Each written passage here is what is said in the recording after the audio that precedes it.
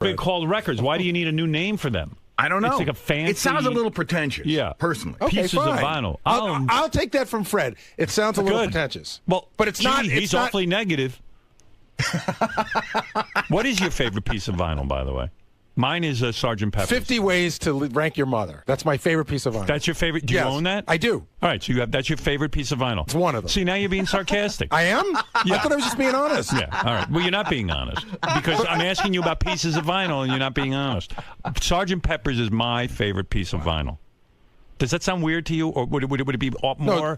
Would it be more relevant if I said my favorite record is Sgt. Pepper? Again, it refers to a collection, not. But again, you just want to do what you want to do, so go do it. My question is, if you walked into a store and said, "I would like to buy a piece," no, I would say I want to buy a record. But when you're talking about a collection, you should say piece of vinyl. You might say how many pieces of vinyl do you have in the store because it's records and 45s. And I'm just saying. and the guy will beat you up. That's all you got out of the Fallon appearance, just that one line? No. Yeah. About that. That's all you got. That wasn't a critique of the Fallon appearance. I've heard you say pieces of vinyl here and on your new show. You know. Do you refer to your teeth as teeth or pieces of ivory? Pieces of ivory. How many pieces of ivory? 32. Oh, Jesus. Are you sure it's just 32? It seems like more. All right, anyway, no, congratulations. On what? I'm sorry. On what? On your Jimmy Fallon appearance. You were the best. I didn't say you were bad. I just asked why you couldn't find your chair. It seemed pretty easy to me. Why I couldn't find my chair, why I'm a big fat pig, why I dress like shit. Say you were a fat why I tell pig. a bad story except for the good story, the one good story. The shirt didn't fit you well. And you know what? On my early Letterman appearances, I wish somebody would have said to me, hey, you don't look good. Your clothing is not working for you. I'm not saying you're a fat piece of shit. I never called you a piece of shit. I just said... A fat slob. You just say I'm slob. You say I'm slob. Well, I take that back. You looked heavy to me in that shirt. Okay. You know, again, I was saying to you this morning, one of the points I was making is, I got up the next morning, you go on Twitter so you get everyone can tell you how horrible you are in every way. Right. And of the many critiques I got, the shirt or the heaviness was not anywhere. All right. And I got mine was original. Many critiques. All right. Well. Would you take the word of a fashion consultant? No, he doesn't listen to anybody. He's convinced that he looked good. Sure, Robin. Okay. Because maybe we'll have it analyzed. And you'll see that Howard is actually trying to help. Thank you, Robin. I am. I mean, you know what it is? Gary's used to, on that show, being next to John Hine, who's the size of an elephant. So he thinks he's skinny now. Compared to John, you're thin. He's Bradley Cooper. Yeah, right. Yeah, Gary's Bradley Cooper. Bradley Cooper. He's like, I'm thin. Look at John Hine. I am of average weight. Yeah. Average weight. I am of average weight. You look roly-poly to me in that shirt. Do you understand that sometimes clothing can make you look heavy? Sure. Yeah.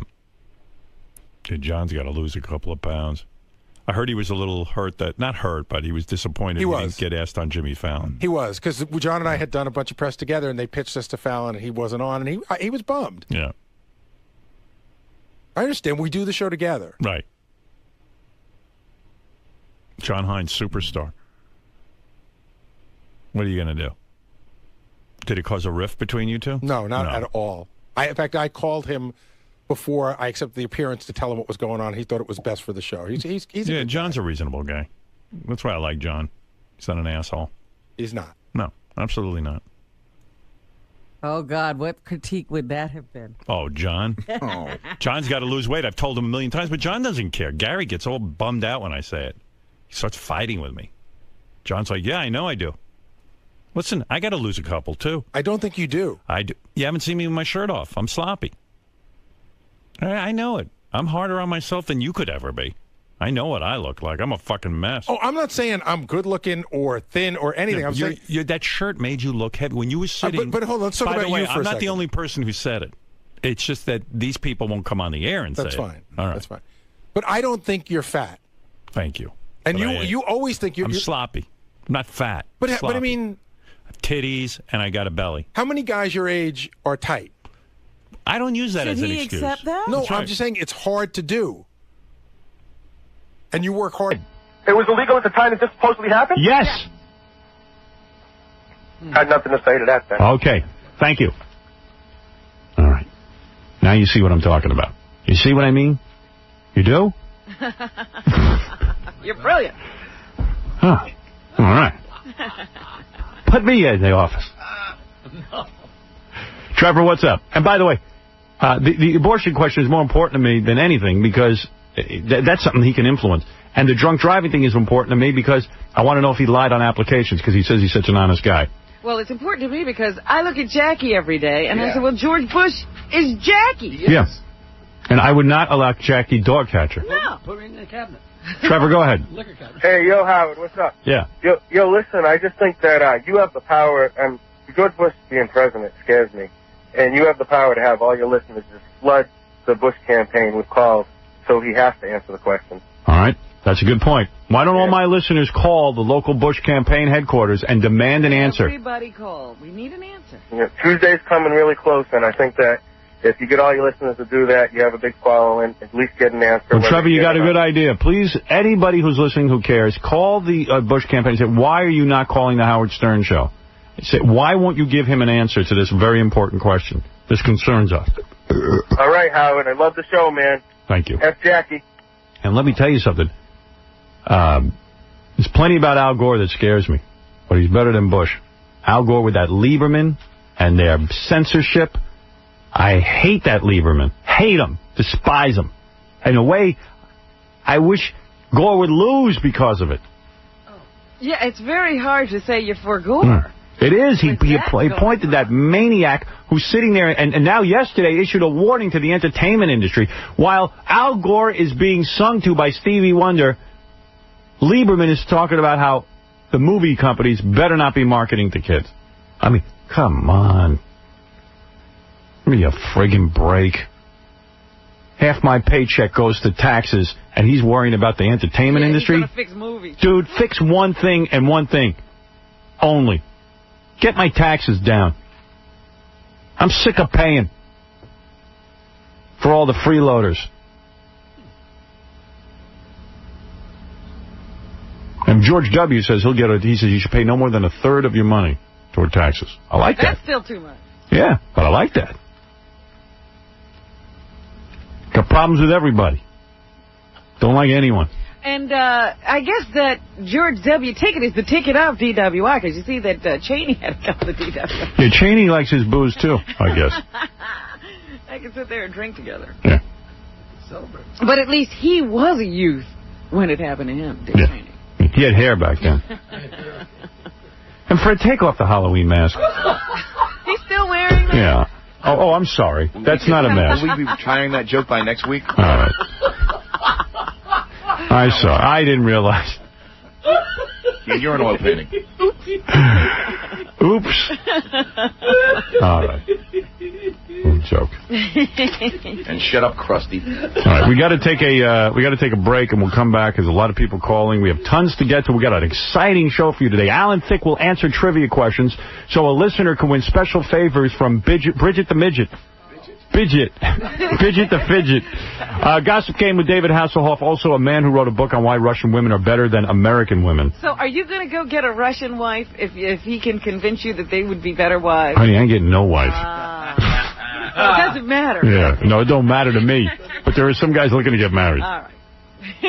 We're going to be back right after these words.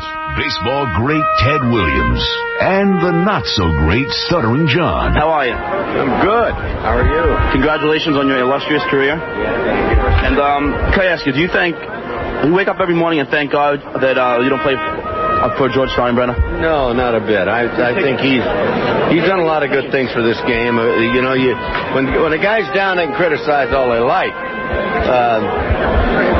He's been quite a colorful guy in this game. Like I say, you can find some things to criticize about anybody, but I certainly am not one guy to criticize. Do you know all the words to the national anthem? No, I wish I did. Yeah, well, I don't sing. By any chance, did you ever accidentally fart in the catcher's face? Pardon?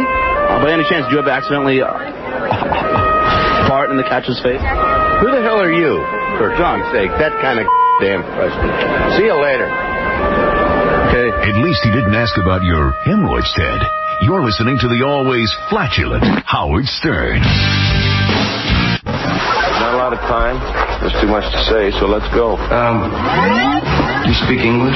Hundreds of thousands of lives hang in the balance unless we begin to confront Howard Stern as a true national emergency. The Howard Stern Show. This self-dubbed king of all media has found success in every entertainment market he set out to conquer. The Howard Stern Show. So far, no one from his bosses to the FCC has been able to muzzle him. I'm sure you're all with me when I say congratulations, you son of a bitch. Hey, Jackie, way too many Heineken Marling. Chat with Jackie. Win his new CD, F. Jackie, this Sunday from 10 to 12 p.m. on IATA.com. Tomorrow night, November 4th, at the Web Theater in Phoenix, Arizona. For MP3 audio and filthy 3D jokes, man, visit jokeland.com. I'm going to go check out Charlie's Angels, the movie. I understand it got 3 stars. Yeah, I see good things in the paper about it today. The Daily News had 3 stars. What did the Post have? 3. And then the USA Today said it soars, I think. Yeah. Go figure. I told you, I thought it was good. You saw it? I haven't, I said from the trailer. So everybody was saying they saw the trailer and they thought... You knew from the trailer it's good. I could see from the trailer. You gave it 3 stars just seeing the trailer. Look at you. 3-star trailer. Well, you're something else. No need to see it. No need to see it. Although someone just wrote me on the computer, USA Today says it doesn't soar. 2.5 stars. Well, that's pretty good. That's what I said. That's pretty good. It doesn't. Big screen angel. That's what I thought. It says it doesn't soar. Really? Exactly backwards. Well, maybe it was Jamie Bernard who said it. Okay. I know I'm sore. And I'm sorry that you pointed that out. Let me see, John. What does it say? I'm sorry that you pointed that out. What does that say? I saw. Oh, sore. Oh, I see. Sorry, Charlie. These angels don't soar. Oh, well, maybe that's what I read in small print. Sometimes I just read one word of the... Why not? I'm a speed reader. Alan Thicke was on a show called Growing Pains. He'll be in here in just a second. He is going to play for Bridget the Midget. One of our listeners is dying to receive oral sex from Bridget the Midget, who stands about 3 feet tall. Does Alan know he's a part of it? Yeah. Because he looked a little bit like a deer caught in the headlights. A lot of people are wild for this midget. Yeah, a lot of people want Bridget the Midget. In fact, it's very hard to even get her to do anything because she doesn't even need the promotion. Yes, Big Black, go ahead. I'll bring in Alan Thicke in 3 seconds. Go ahead, Big Black. Let's just clear out some of the phones. Go ahead. Okay, yo. What happened is last night, Vinny Favale made Letterman show while he was interviewing Kathy Lee. They made a mention of him.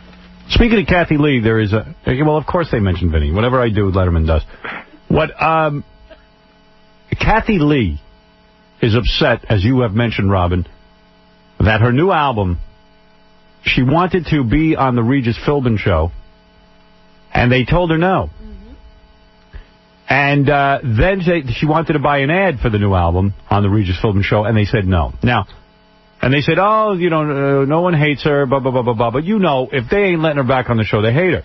Yeah. Now, they say this guy Gelman hates Kathy Lee. He's saying, no, I have nothing to do with whether or not she can place a commercial. And he also has nothing to do with who's on the show. Now, today, Jesus Christ, I don't even know how to eat. Today, the Regis Philbin show said, listen, we didn't want advertising for Kathy Lee, and we didn't want Kathy Lee on the show. Because we're trying, while we're trying to form a new identity and get a new co-host. Hold on, let me just finish. I'm just telling you what's in the paper. I didn't say anything. All right. You're waving your arms. You look like you take off. You look like you're going to soar. So they said, while we're trying to get a new co-host and form a new identity, we don't want Kathy Lee to come on and remind people of what used to be. Now, you know that this is baloney. Let me tell you what's really going on. But you know what? I have an interview with her when she did today, last week. Now you said something. Hold it. She said they were mad. Of course they're mad. Imagine. I can play that for you, too. What was that? Imagine, I don't know. I love sneezing. Imagine Kathy Lee was a nobody. Regis Philbin gave her a break and put her on the show, made a career, made her millions of dollars. You following me? You with me? And she decides after a long run, I don't want to do the show anymore. Okay. What does she do? to give him a zuggerine over there, she books herself on the Today Show opposite. On the 9 o'clock hour when Regis is on, she books herself on the Today Show to screw him over. What did she give him? Well, she said she didn't do that. The zuggerine! You know what I'm talking about. I'm talking Italian. That sounds like a Hebrew expression. Oh, be quiet. Oh, you're so brilliant. You're a brilliant. You're like Sherlock Holmes. So, in order to stick the shiv in Regis's back, she goes on the Today Show the same hour that he's on, and that's how she thanks him. Bitch and on all of ABC and Disney and whoever. Right. You know, hey, I'm going to screw you over. Instead of coming to them and saying, hey, listen, can you let me sing a couple of songs on the show or whatever? No. She got to give him a dig. And she's wondering why they won't let her back on the show? Come on. But she said she booked it with Today, the day that she left Regis. Well, yeah. Why do that? Why did she do that? Why do you think the Today Show wants her at 9 o'clock? Yeah. Well, she was on before 9 and after 9. No, but she why was do on. you want her there then? Come on, get with it. She's a bitch. And she's an ingrate. I don't fault her. I do. You don't fault her. She leaves the show. They didn't force her off the show. She left. She made millions there. Regis tapped her and made a big deal about her and gave her career. And that's how he thanks her? That's how she thanks him? Who needs friends like that? That's some religious woman. Cretin. She's a creep. Stop writing letters to everybody about religion. Come on. That's an ingrate. That's like, hey, Robin says to me tomorrow, you know, I had enough of doing the show. I've done, we've been together, what, 20 years or something? Something like that. Something stupid like that. Ridiculous. And she says, you know, I had enough. Tired. I'm tired. I say, okay, Robin, I understand. You got to go do your thing. And I need to sing. Right. You know. You want to hear her interview about that? So Robin, instead of coming to me and saying, hey, do you think I could come back and promote my album? She goes on the other morning shows to give me the screws. How do you think I'd feel? Like, man, 20 years I working with this girl, and she got to go over to another show. How would you feel? And I book it the day I'm leaving. Yeah. Oh. Isn't that like what did I do to you? Was I bad to you? They made a polite suggestion, you know, come on when your album comes out. So No. Oh, you're a whack. You're a whack. That's why you sit in your apartment. That's why you don't work. Shouldn't even have a phone. Yeah. They should take your phone away from you. All right, I got to go. I got to move on. I got Alan Thicke here. Oh, he's there now? Yeah. Also, I have the interview with the reporter who found that Bush story, if you want to hear that later. Oh, good. Yeah. Let me hear that later. I got to go, though, now. I'll put you on hold. Okay, then. You got nothing better to do. Stay on hold for a while. All right. Don't act like you got somewhere to go. All right, bring in Alan Thicke. This guy had a very big career. He looks terrific. What do you mean had a big career? Well, I mean, he was the top show. He was, what's the show? Family Matters? Growing Pains? What was it? Growing Pains. Family Pains. There he is. Look at him. He looks good. You look good. You don't age. What'd you have, work?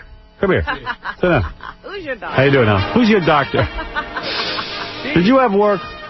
Tell the truth. Reveal the secret. You look like your own son. No, and this is my real hair, too. Really? No, put these on? Yeah, please. Okay. Unless that's a toupee. Huh? Is that a toupee? No, most of it is real. All right. Some of the color's even real. You never had work? No. Is that true? Yeah.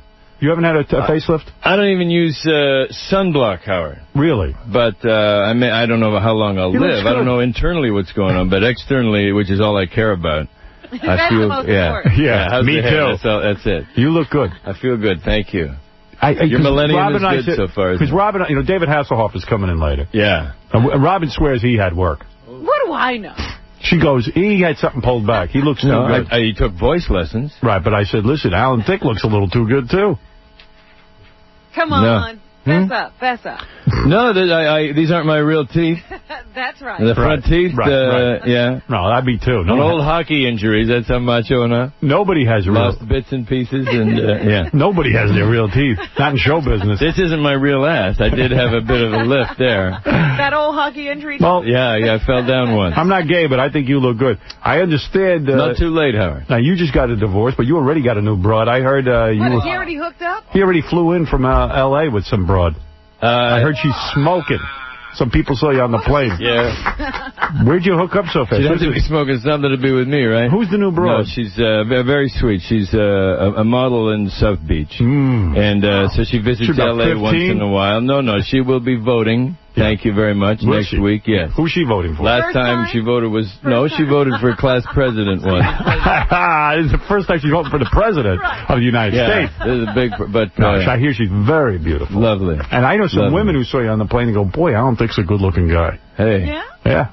They didn't mention it on the plane. Yeah. Well, you were busy. Yeah, you were busy sitting next to a hot chick. No one can pick you up if you're next to her. Life is good. Are you in a monogamous relationship again? Is this something? I am. Yeah, no, I'm a serial monogamous. Yeah, I was a good husband. I made 2 wives very happy by divorcing them. Were you able to hold on to a majority of your money, though? I mean, no? No. Yeah, the majority. Yeah. But let me think about this, because the first wife, was she in for a big payday? No, that was 50-50, see you later. Yeah, okay. And the second one... little prenup. You learn to have a lawyer involved. Yeah, you had a beautiful second wife. He was married to Miss World. Yeah. He had a prenup. What was in the prenup? Well, they start with 50-50, which, she gets, in California, she gets everything south of San Francisco. But so you work with the lawyers on that. You work backwards on that. Yeah, and so she did well enough. She got a couple of mil. A nice beach house, and... she got a little growing pains money? No, she got whatever happened since then, during the relationship. So she does all right. And yes, great. She was very beautiful. And she didn't get the growing pains. Remains very beautiful. She had to get some growing pains money. No.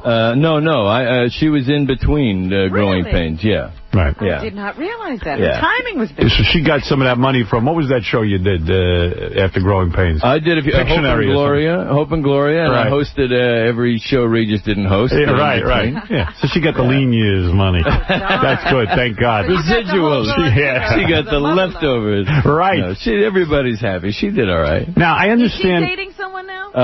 Of course. Someone living in your house? No, she is. Actually, she is with a polo player. She didn't leave me with a polo. She left me on spec, which is even worse, I think. Right, that's worse. Left me on spec. You'd rather she leave you for someone. I was the dumpy, but yes, she's since taken up polo. I love when that happens. You got dumped, huh? Well, you were the guy who got dumped? Well, you love when what happens? You love polo? Is that it? A guy, who works hard like you, and then he sets up his ex-wife, and she goes off with a polo player. Of all the things you work on during a marriage, polo wasn't one of them for me. So you got dumped. You didn't dump her. No, I did not. No. Women are always dumping you. Your first wife dumped you, and your second wife dumped you. You're a good-looking guy. You're a fun guy. You got a good personality. What goes on? What goes wrong? Well, the marriage seems to be difficult for some of us. And will you ever get married again? Yeah, I'm not afraid of marriage. Oh, my God. You're the guy we always talk about. You are the guy we always talk about. No matter how many times it goes wrong, you keep doing it over and over again, knowing that it doesn't work. It's like the rookie year in California. It doesn't work. Not for you. I like it. I believe in it. I think it could happen again. It's describe to me what went wrong the second time. In other words... Because you learned so much from the first. Did you say to your wife, let's go to marriage therapy? You know what? And I think in the second marriage, it wasn't a great marriage. It was a great wedding, right, and a great affair. We ruined a perfect affair with a marriage, right? So maybe it was a bit of a confection. It was cotton candy. It was kind of fluff. It wasn't really. It wasn't. So this time you're with the model. And the day-to-day living with the second wife was it got too tedious. No, not at all. No, as you mentioned. She was beautiful. Beauty was not our problem. Right. The looks thing. Both of you look good. Absolutely. She's both of you nudes look good. Woman. Wow. But I think it was polo. I didn't have my own horse. Maybe a problem with the mallet. I don't know. Well, isn't it also you were out there trying to make a living and, you didn't have a lot of free time? No, I had free time. It was.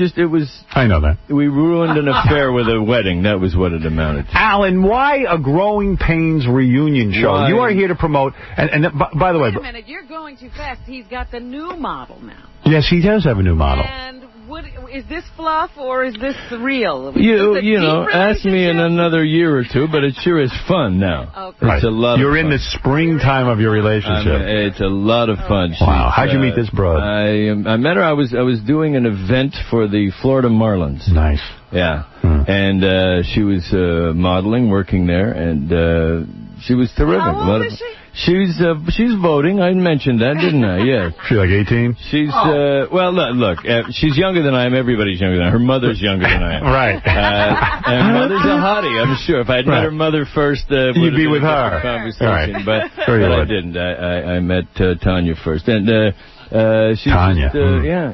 Now, how do you romance Tanya? How tall is Tanya? Tanya's almost 6 feet. Oh, that's good. You romance. I help with her homework. Is she white? Lunch. Is she a white woman? She's Bolivian, actually. Are you going exotic on Cafe Ole. Bolivia, Canadian. Wow. That's what. It's a free trade agreement. So how do you romance her? How do you make the connection? In sync. She says, "Hey, I'm Alan Thicke." No. In sync tickets. Really? Yeah. She wanted to see In Sync? No, we haven't yet, but I've been promising that for months now. Right. So, what happened? You picked her up at school, and, no, really, no, seriously, what happened? I taught her to color between the lines. No, seriously, so now it's a romantic thing, you go out on dates. We start very slowly, and she hasn't moved in with you yet, has she? No, it starts, she visits L.A. occasionally. Modeling in Miami was but her this thing. is like a jet-set kind of relationship, right? You're flying all over the place. It's quite perfect when you pick your spots, right? It's not a day-to-day, 24/7 where the rest of the real world interferes. Why don't you ever date? In other words, why do you have to get into monogamous relationships each time? Why not a dating Alan Thicke? Why not date Miss whatever she is, Miss America? It's all the traffic in L.A. Like, why can't she also a lot of driving? No, you don't want to drive anywhere. You don't want to go anywhere. Right. So you're not interested in meeting other women. This is it. Now you're going to be into this relationship. Yeah, I think that you follow this until you're a monogamous kind of guy. It's logical conclusion. Okay. Okay. Yeah. When she comes to L.A., does she stay with you? She does. Yes. Yes. All right. Now listen. I was wondering where Robin would expect you would stay. Let's get to the game, and then I want to talk about why the Growing Pains reunion. Yes. And I have questions about it. Yes. All right. You're going to love it. But you're here to play a game, and I love this game. Okay. Let me. Know about this game, really? Yeah. Did someone really inform you what you're playing? I heard that somehow I was responsible for the sex life of a midget. Of a midget. Right. Yeah. Let me bring up on camera right now, because she couldn't be in the studio live. This is Bridget the Midget. Hi, Bridget. How are you? Oh, my goodness. There she is. Bridget, how tall are you so Mr. Thicke can understand what he's doing here? I'm about 3 feet 10 inches. Oh! Right. And you are a porno star. You've had sex on camera. Yes. And we got a letter from one of our listeners who said that he is a big fan of yours. He thinks you're the greatest. He's a full-size guy. And his fantasy was to have sex with you. Now, you said you were not comfortable having intercourse with him. No. Although you do work at, you go to the Bunny Ranch and work, and you are on porn, right? You are on these porno sites and porno movies. Correct. I haven't been to the Bunny Ranch yet, but I'm thinking about it. You are. So, now, why would you go to the... Why not give him intercourse? Because I just don't feel comfortable. I just don't feel like doing it. Okay, good. But you said you'd be willing to give him oral sex if Mr. Thicke here can answer all the questions. Yes. Yes. So there it is. Don't you find that interesting, Alan? I haven't been under this pressure since I was here and a kid was farting 300 times in a minute. Let me bring in our contestant right now. This is Carlos. Carlos is the guy who wrote the letter, and he's coming in. Big Bridget fan. Bridget is a beautiful midget. Right? Is midget the right word? Mm-hmm. Yes, okay. Sometimes people don't like the word midget. I don't know. Carlos is a big guy. Bridget, Let's this is talk going to hurt. Hi, Carlos. How are you? This is going to hurt, Bridget. Good. Good to speak to you. Carlos, how tall are you? 6'1". 6'1" tall. And a big guy. And Carlos, when did you first become aware of Bridget the Midget? Well, I was in my job, and we was talking about midgets, and I was seeing porno movies on there, and it was on a porno movie. All right, so you saw her in a porno movie. Now, you're a tall man. You look like you might be packing a lot in your pants. And Bridget certainly has been gracious in granting this prize to you if Mr. Thicke here, Alan Thicke, can answer 5 questions. Maybe we should make it the best 3 out of 5. Yes, but let me ask Bridget, how large is the largest man she's ever been with? You mean tall? Yeah. 7'3". 7'3". So you could easily handle Carlos. Short list of those guys. Now, Carlos, so you can look on our screen. You can see the beautiful Bridget right there. If you take a look behind you, or Carlos. Up. Look right there. There she is. 7'3". And that's the girl. And does he have trouble free shooting? That's the one you saw in the porno movie. Not his thing. Yeah. So you're excited about this. And do you think Alan Thicke will be able to answer a series of questions? Carlos, all right, let's see what happens. I'm with you. I'm trying to help you here, Carlos. What kind of questions do we have for Alan? General knowledge questions. They're not that easy. No. Are you a smart guy? We'll find out, won't we? All right, I'm going to... have an IQ of close to 100 Canadian. Oh, Canadian. That means you're 73. Yeah. I'm going to ask you 5 questions. Okay. When you get 3, if you can get 3 of them right, Carlos over here will receive oral favors, and he will become an oral billionaire. I think Carlos is a little excited right now, judging by the fact that he hasn't taken his hands out of his pocket since he got here. And if you need more information on Bridget the Midget, you go to Bridget'sPlayhouse.com. Isn't that right, Bridget? That's correct. Now, Bridget, are you excited about this contest? Yes, I am, actually. All right, here we go. Carlos, good luck. Alan Thicke, good luck. Can't believe it's all come down to this. Alan Thicke, first question. Yeah. Whose life was the movie Citizen Kane based on? Do I get to consult with the studio audience? No, you have no lifeline. No lifelines? That was, Orson Welles playing William Randolph Hearst. Wow. Is that your final answer? That was, yes. Yes, it is. William Randolph Hearst. That is correct. That is question number 1 is down. Carlos, 2 more questions, and you'll be receiving oral from a midget. Wait a minute. So I get the questions right, and he gets the sex with a porn star. Well, I'm sure. It's a great country, isn't it? It's a great country. How did I? This is not the way Regis does it. How did I lose out here? Well, you're the celebrity who plays for people. We just can't believe we found a celebrity to play this. All right. This might be worse than alimony. All right. I am here to promote family values, you know. And by the way, if you should lose and not answer the questions, Carlos here will meet Marty the Midget, who will do him in the seat. That's right. That's it. Well, either way, you win. Take that, you. All right, here we go. Second question. Are you ready? Yeah. Who was the first woman to anchor a TV network evening newscast? To anchor. I'm gonna say Barbara Walters. Is that your final answer? Yeah. It's correct. Okay. A lot of people might have said Jessica Savage, but it was Barbara Walters. 2 right, Carlos. This is a breeze. I didn't think he'd be this good. Boo. Carlos. There it is. Oh, yeah. Oh, God. Wow. I can feel the love tonight. Well, don't forget there's one more question that has to be answered. Here we go. It's now wood panels. But you've got 3 more questions just to get one right. Okay. All right. Alan Thicke, star of the Growing Pains reunion, which airs when? Sunday night ABC, and there will be, incidentally, no porn stars. I'm sorry, Bridget, on the Growing Pains family movie. Oh, that's not right. Any midgets in there? No. There are some cameo appearances, but those are the shortest we have. Here's your third question. How many sides does a nonagon have? Whoa. How many sides does a nonagon have? He does have 3 chances to make one more question. I do. Gee. I love the music. Yeah. Give us your. Give us your thought process. I'll say 9. I'm guessing. Well, why would you say 9? Because it started with an N. Carlos is going to kill you. Is that your final answer? Carlos is having erectile dysfunction right now. Carlos, do you feel good about Alan Thicke's answer? Nonagon is 9? Nah. Well, Carlos, are you alive? Yeah. You are. What do you do for a living? I'm a cook. You are. I'm a cook. Where?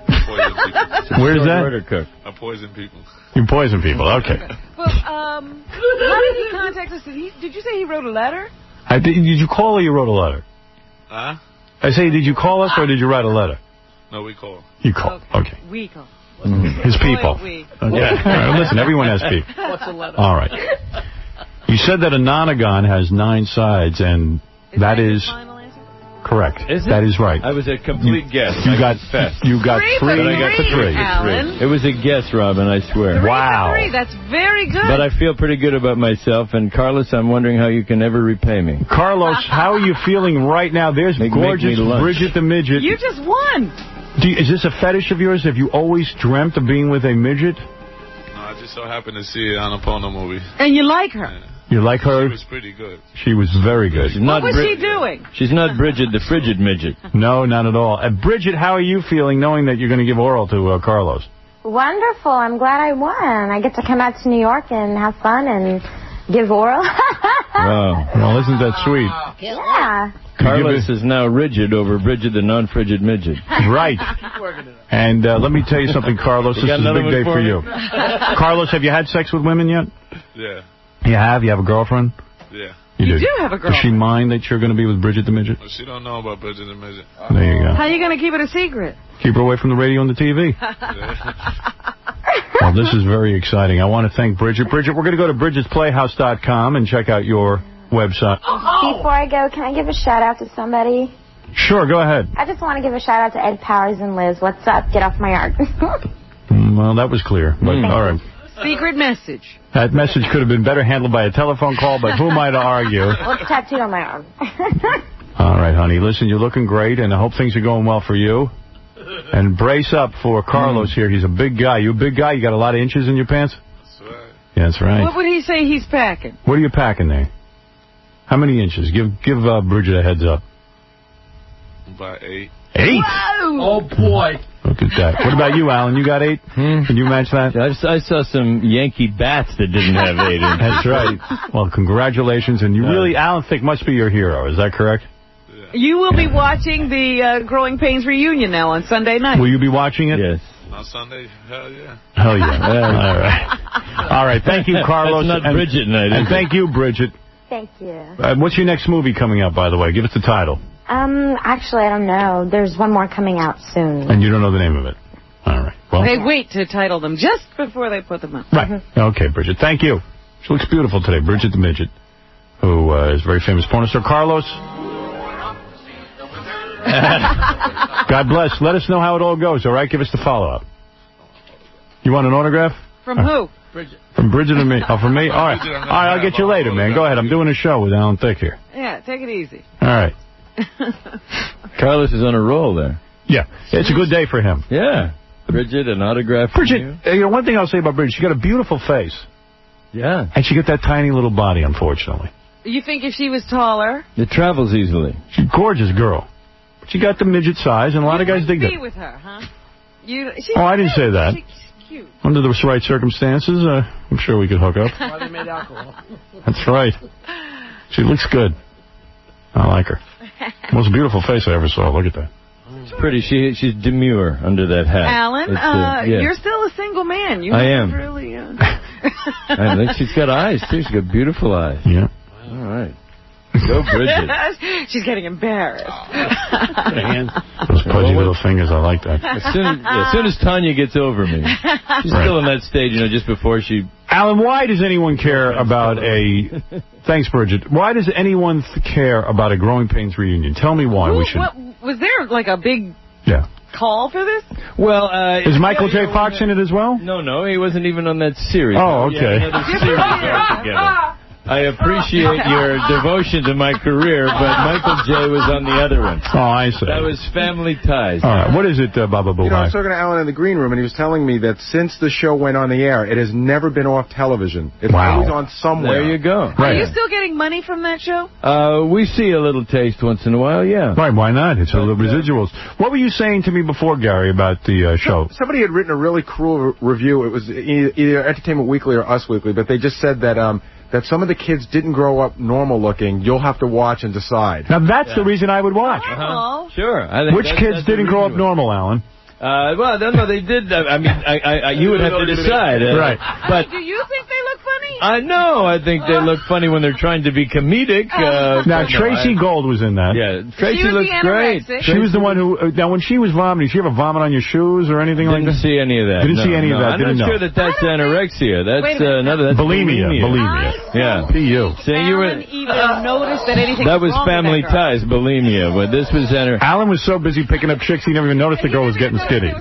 No, I just go under... I mean, it was okay with me. I kept eating her lunch. You were happy to eat. Yeah. So is Tracy back for the reunion? Tracy's back. Tracy's had two very healthy, wonderful little boys. She's back for everybody's back for the reunion. Now, is she one of the people who grew up looking strange? No, I thought she was good looking. She's done some TV movies. I think she's okay. She's okay. Yeah, she's okay, beautiful. so let's go through the cast. Now, the other one was the good-looking kid. Kirk Cameron. Now, he grew up good-looking. Still cute, yeah. Chelsea Noble, his wife, is great-looking. She's on the... Maybe they were talking about me. Wait a second. Kirk, you know you're good-looking. Kirk's born again, right? He became born again towards the end of the show? Yes, he is. Now, let me ask you this. Kirk, his name Kirk Cameron. Kirk Cameron. Good-looking kid. Very good-looking, yeah. Tough time after the show. I don't see him doing a lot of movies or a lot of work. Well, is that true? Did he retire? No, they've done some work, but he and Chelsea have 4 kids now. So he made enough money to have a family and to live a nice, comfortable life. Yeah, sitcoms are like that. And does he start hitting you up with the Jesus stuff? You know, Alan, you should stay married. Jesus wants you to do. Does he ever try to proselytize?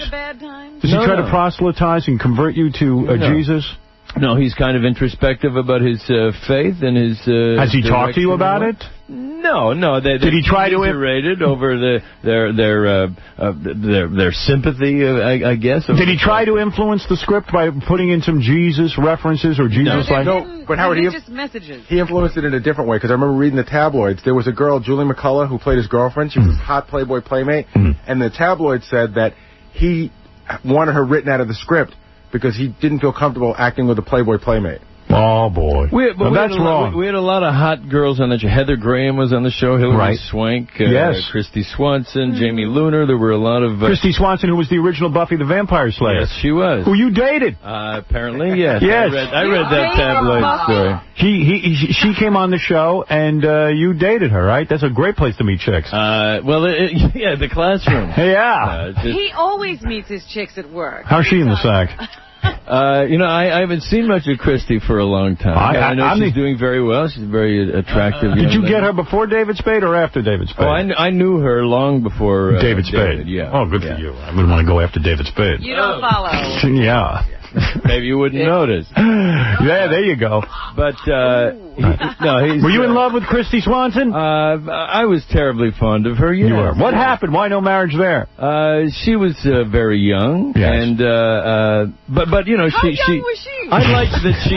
How much younger can you get? She's young now. I liked that she was fond of me. You know, this was before they're fond of you before their girlfriends tell them what they're missing, or they get a lawyer. Yeah. And I have the fondest memories of that time. Yes. So, who are the children that grew up ugly? Now, I don't. Jeffrey? First of all, you have to deal with I think they all look fine. You have to deal with that review. This is a show. This movie is for the fans. If you're not a fan, I was telling Gary, it's like listening to Howard Stern and being surprised by it and saying, what the hell? Don't watch the Growing Pains movie. You're not a fan. If you're a fan, and we had millions of them, then I think the movie will be great. I bet you it will do well. You'll like it. It's Jason meets 2 lesbian circus clowns and wacky hijinks. Fabulous. You'll watch it. You'll be riveted. But Alan knows that some of these show business kids grow up to weird. look funny. They're like cute kids. The kid from Beaver, Jerry Mathers.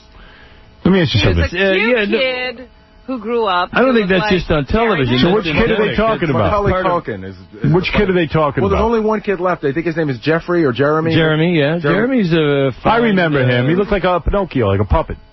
Yeah. Yeah, okay, I remember. 6 feet, but there was also, young they brought man. in another kid after the kids got older. Right, you had a baby. Yeah, all right. No, I got another kid for you. Tell me how bad he turned out. Leonardo DiCaprio. He was in the show, that's right. Leonardo spent a year on the show. Did you get him for the reunion?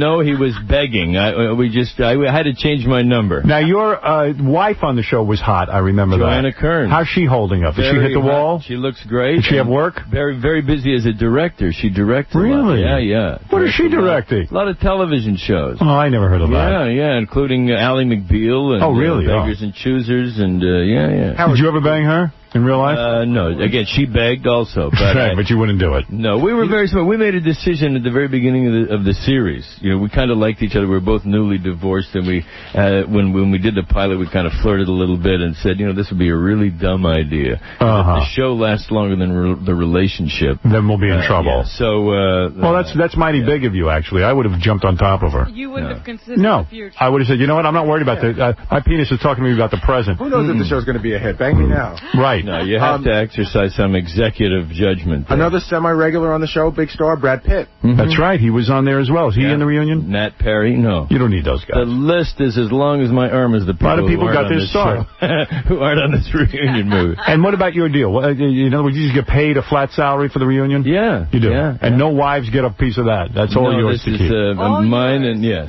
2-hour movie shot on film? 2-hour movie on film. Really? Sunday night, yeah. All right. Alan Thicke, how long did it take you to shoot this thing? 5 weeks. 5 weeks.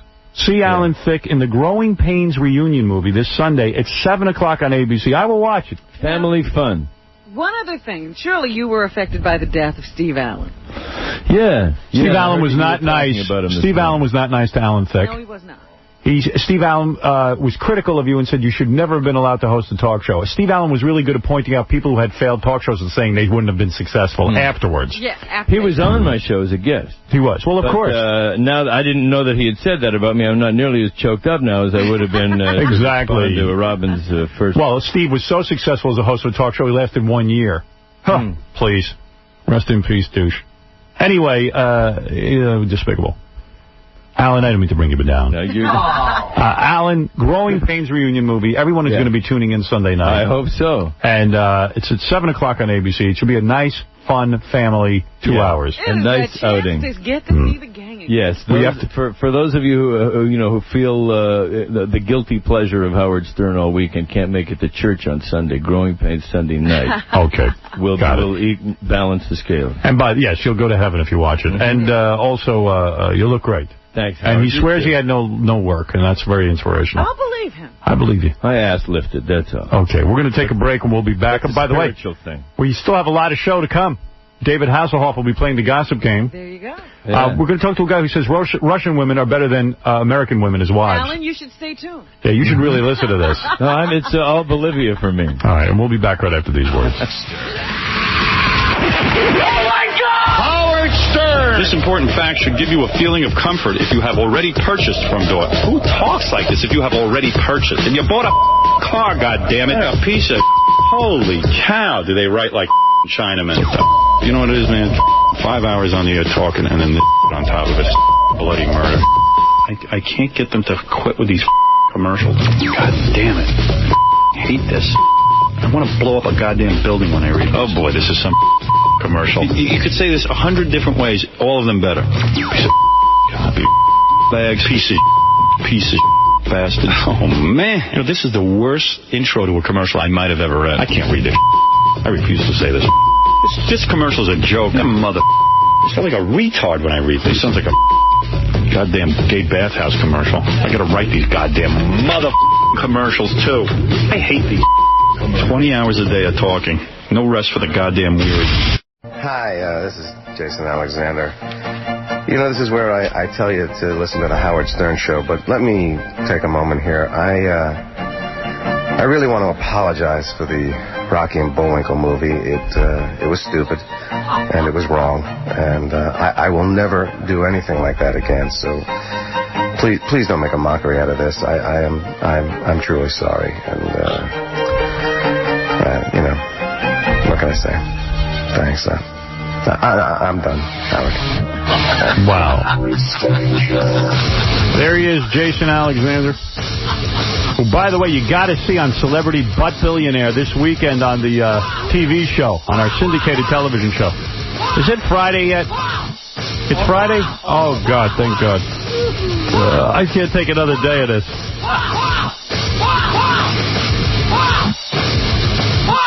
Yes, this is Ken. Ken, go ahead. Yeah, good morning. Regarding this whole Larry Flint allegation, whether he's right or not, and he stands to lose quite a bit from some kind of litigation kickback if he's wrong, it's just remarkable that if it weren't him, if it didn't come out on your show, odds are it would have been picked up by somebody, somewhere. Now, you guys are part of the CBS information network that they're posting that's part of all sorts of other sources. So much news is coming from legitimate comedy sources, of which, of course, you're one. Why is nobody picking up this story? I can't believe it myself. Yesterday, Larry Flynt made the allegations that he has information that George W. Bush had a girlfriend, got her pregnant, and during the years that abortion was illegal, got her an illegal abortion. Now, this is, listen, I don't fault him for doing it, but if you're going to be the President of the United States and you're saying you're going to be the toughest president when it comes to Roe v. Wade and trying to reverse RU 486 and get it thrown out of the country, this drug, this miracle drug, this drug that will save so many people so much pain, if you're going to be that guy, you're a hypocrite if you did that. And why they won't return my phone calls, we have called them now 3 or 4 times. We've given them beepers. We've given them all kinds of ways to get back to us. And I asked the simple question, did George W. Bush get a girl an abortion?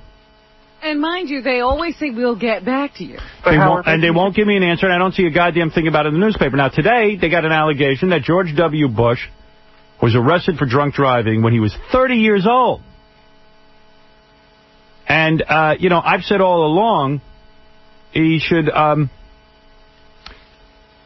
really talk about whether or not he used cocaine. He should. He should talk about the fact that the man was a party boy for 20 years and pissed away 3 companies of his father. The guy ran 3 businesses into a ground. He was a crap businessman. That concerns me. Howard, maybe... Now, if he was picked up for drunk driving, here's my problem with it. Did he lie on applications? Because this was something that had to be found. It wasn't like in a, they said, oh, he's been arrested before for DWI. Yeah. They had to look for this. I want to know, did he fill out applications where they say, if you want a Visa card, were you ever arrested? If he wrote no, he's as big a liar as Clinton. And don't say you're going to be the president that brings back standards to the White House. You're as big as liar as the rest of them then. And these are questions that need to be answered. Perhaps the most despicable allegation Larry Flynt made yesterday was how his comments and his allegations were censored out of the CNN interview. Yeah, I don't know why. Listen, let's say Larry Flynt's a crackpot and doesn't know what he's talking about. It still has to be addressed. Right. George W. Bush, and ask every candidate, did you ever... Why remove it, though? Why remove it? Don't know. If it's Larry Flynt and he's a crackpot, he's a crackpot, and you let it go on. Right. He's a crackpot that could be sued for millions of dollars for this claim. He's not going to put himself on the line Larry like that. Flynt's saying he picked up on the rumor. He doesn't even know if it's true either. He says he's got 5 women who corroborate the story. I think your listeners should be working the media every bit as hard as the campaign committee. I think everybody who listens to me should call the Bush people and say, when are you going to answer the question that Howard Stern's asking? And they should be calling CBS and asking why they're not picking up one of their synergetic partners over here. I don't know. I don't know the answers to any of this, but I will continue calling, and I am still waiting for an answer. I don't understand why I can't get an answer to this. Call the newsroom. All right, thank you. Thank you. F. Jackie. Right. Jesus. Believe me, I'm not going to go into whole political rap. It's just crazy. But there are things about Bush that disturb me. And believe me, there are things about Gore that disturb me, too. Especially picking Lieberman to be his running mate. I just hate that Lieberman. And being married to Tipper Gore. I hate that choice. Hate that, too. But all right. I say Gore. And I say Ralph Nader's a punk. I think the man is a hero. I think the man has done some... He's a hero or a punk? He's a punk hero. Because he's done great things. I'm a Ralph Nader fan. But this idea of running against Gore really has screwed things up terribly, because George W. Bush will become the president because of it, if there's a 5 or 6% swing. And it's wrong. Is Ralph Nader a George Bush supporter? No, I don't believe he is. Then why would he jeopardize? Because he wants to be in the public limelight. He feels strongly about a third party. But you can get a third party going in this country without taking votes away from Al Gore. But my question is, why would he make it possible for George W. to be president if he cares? Cares more about Ralph Nader. I see. And there are differences between... Now, Ralph Nader says there's no difference between Gore and Bush, and you know there are. Abortion being one of the things. Environment. George W. Bush appointing a guy from a chemical company to sit on the pollution committee, on the environmental committee. That's nuts. That's crazy. There's differences. There is difference. So, what am I going to say? I don't know. It's all crazy. Bill, go ahead. Bill? Yo, Bill. No Bill. All right. Maybe I'm doing something wrong. I don't know. Hello. Yes, James. Hey, Howard. This is James from Long Beach, the night auditor I talked to like 8 years ago. So happy to be on. You know, what bothers me is George Bush was able to collect money from his contributors and without disclosing he had a criminal record. Isn't that's the C for all them people that donated that money, and he got a criminal record. He never told them. Well, I don't even know that that's an issue. I just think that I want to know if he lied on applications. That's what I want to know. But let me ask you this. He had a DUI in 76. He claimed he got sober in 86. That's 10 years. Now, did he go to AA meetings to get sober? No. He claims he did it on his own. So there's a big chance, because if he shows up at an AA meeting today and claims that he don't go to meetings, he don't have a sponsor, blah, blah, blah, people are going to say this guy's going to relapse. It's a very tough pressure job, the presidency. It could cause a slip. He could. But, you know, we've had drunks running around the White House before running it. Yeah, Nixon was a drunk. Right. But I'm saying is, this guy's going to relapse. If he takes his president's job and don't go to meetings and don't do what he's supposed to do, he's going to be relapsing in the White House. Right. Listen, if he wins, you know he's going to have to celebrate. Uh-oh. And if he celebrates, he's going to have to be champagne involved. He and Dick, don't let him drive. So Dick Cheney, they should take away his license. All right, thank you. All right. Somebody in the paper said they're not running for chauffeur. They're running for president. Yeah, Big Black, go ahead. Yo. So I had those tapes that you wanted to play. I don't know which ones you want to hear first. What do you got? I got the reporter talking about how they discovered the story. I got Kathy Lee talking about Regis, and I got mentioning of Vinny Favalli on it. All right, give me Kathy Lee first. Okay. If you want an order, go ahead, quickly. And then David Hasselhoff's going to play the gossip game. Robinson, answer a puzzling question for me. You are not going to go on Regis' show and promote this album. What? You're not going to go sing for Regis. Why? I've sung for Regis enough. He's so sick of me singing. I'd love to. I think they got a little angry when we booked the Today Show so soon. But remember what happened? We were, you and we did a phoner with you on your last day. Ready to go in for my last day, and you said, do you know what you're going to do? And I said, the only thing I know for sure is that I'm going to do a pop record. Maybe I'll come back in October and sing for you guys. And you said, it's today, right? Right, come on. By the time the show was over with Regis, your executive, Doug somebody. Right, Doug Vaughn. Had called, now that is fast, and said, we're serious, we want to book you right now. So that's how that happened, regardless of what you've read. And I would have loved to go on with Regis, but then maybe it became a thing. I don't know. Look what an innocent. What an innocent. You've been off of it? I've seen snippets. I've never seen a whole show yet because I've been traveling so much. When I go to radio stations to do these early mornings like Z100. All right, well, then she gets off into that. All right, let me tell you something. She is such an innocent. What a phony.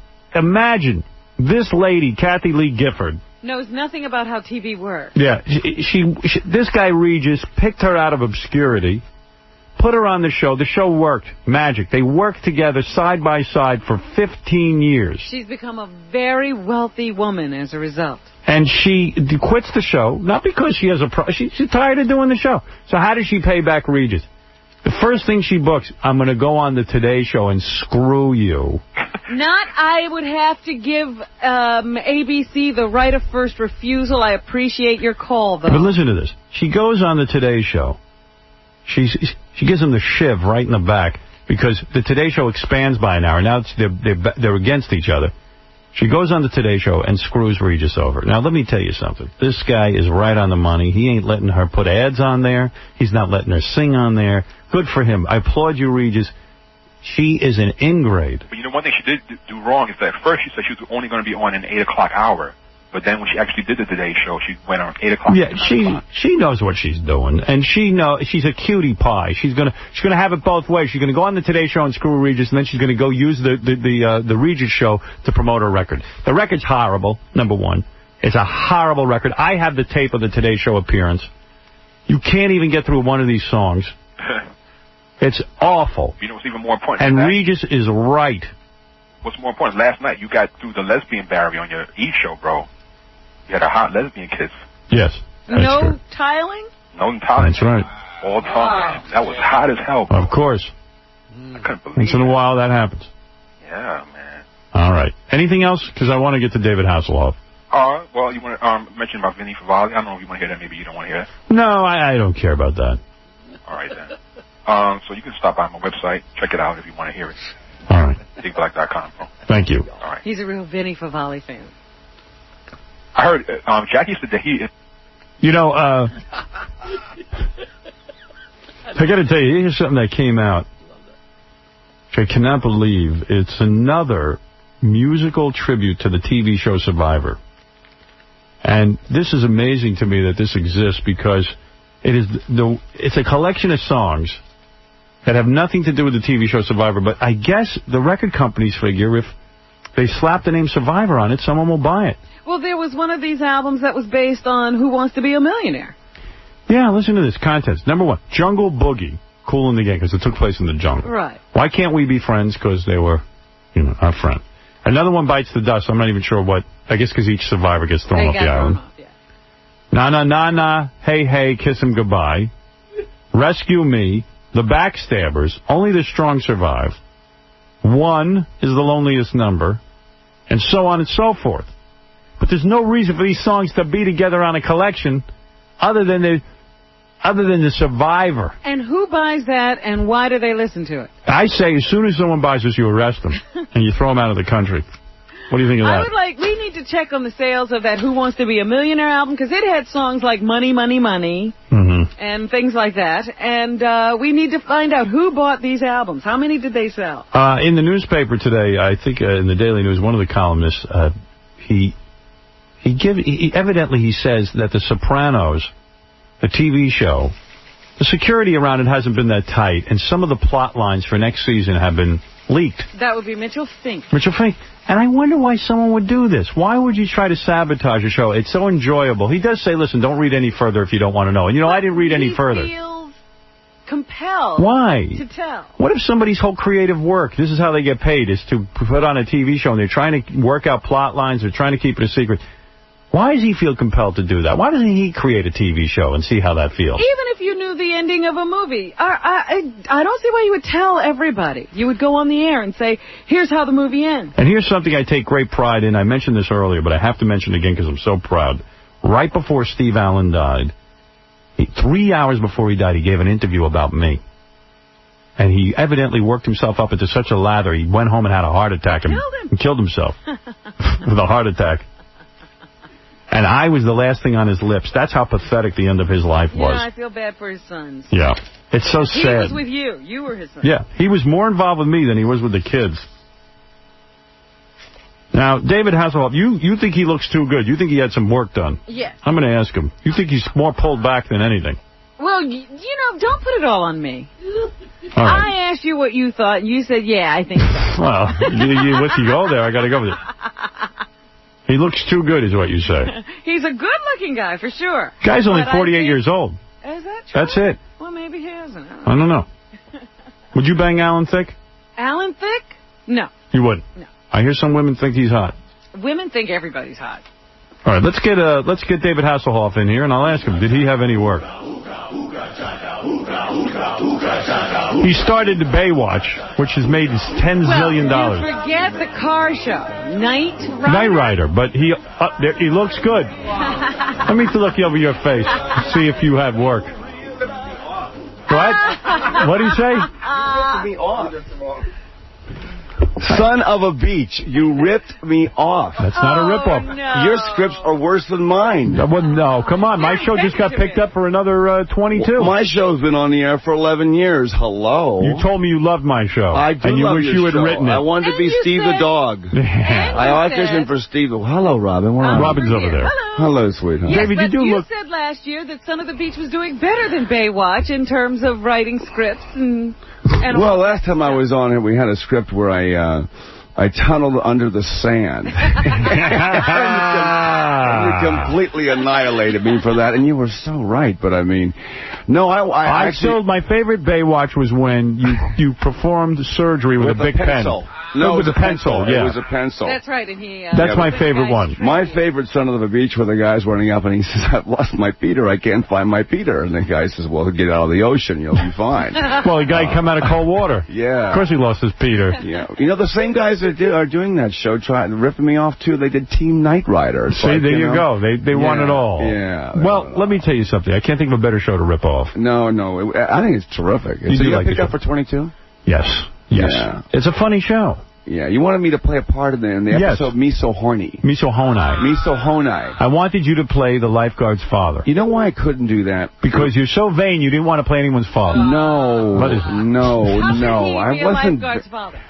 No, it was because it was a flashback when he was a young man. The part was small. Too small for you. Too small. You wanted a bigger part. Yes. I thought it would take up none of your time. No. I didn't want to. I figured you're very busy. Can I tell you the truth? Why I didn't do it? Yes. Why? Because Howard never did Baywatch, and you asked him to do I it. did. No, the reason you didn't do it is you had been asked to be in a movie with Mike Myers. Right. And then the movie got canceled. You didn't know that at the time. Right. And what was the movie? The movie was the Dieter movie, and there was a complete send-up of David Hasselhoff and Baywatch and Knight Rider, and there was some very similar scenes to your show in there. Yeah.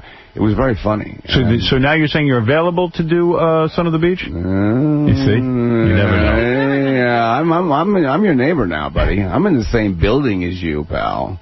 Is that right? Are you really? Oh, yes. When did that happen? That happened 3 weeks ago. I'm here. You're living in New York? I'm living in New York. The kids are in school, and I'm loving it. Where is your wife? She has gone home this morning to pick up my other daughter, who opted to stay home for Halloween, not come see her dad open on Jekyll and Hyde. Are the kids not going... Are the kids not... wait a second. Your wife and kids are moving to New York as well? Yeah. My daughter, Haley... Hi, Haley. She's going to her first day at school today. Are you going to be a New York resident from now on? You're leaving California? Yeah. No.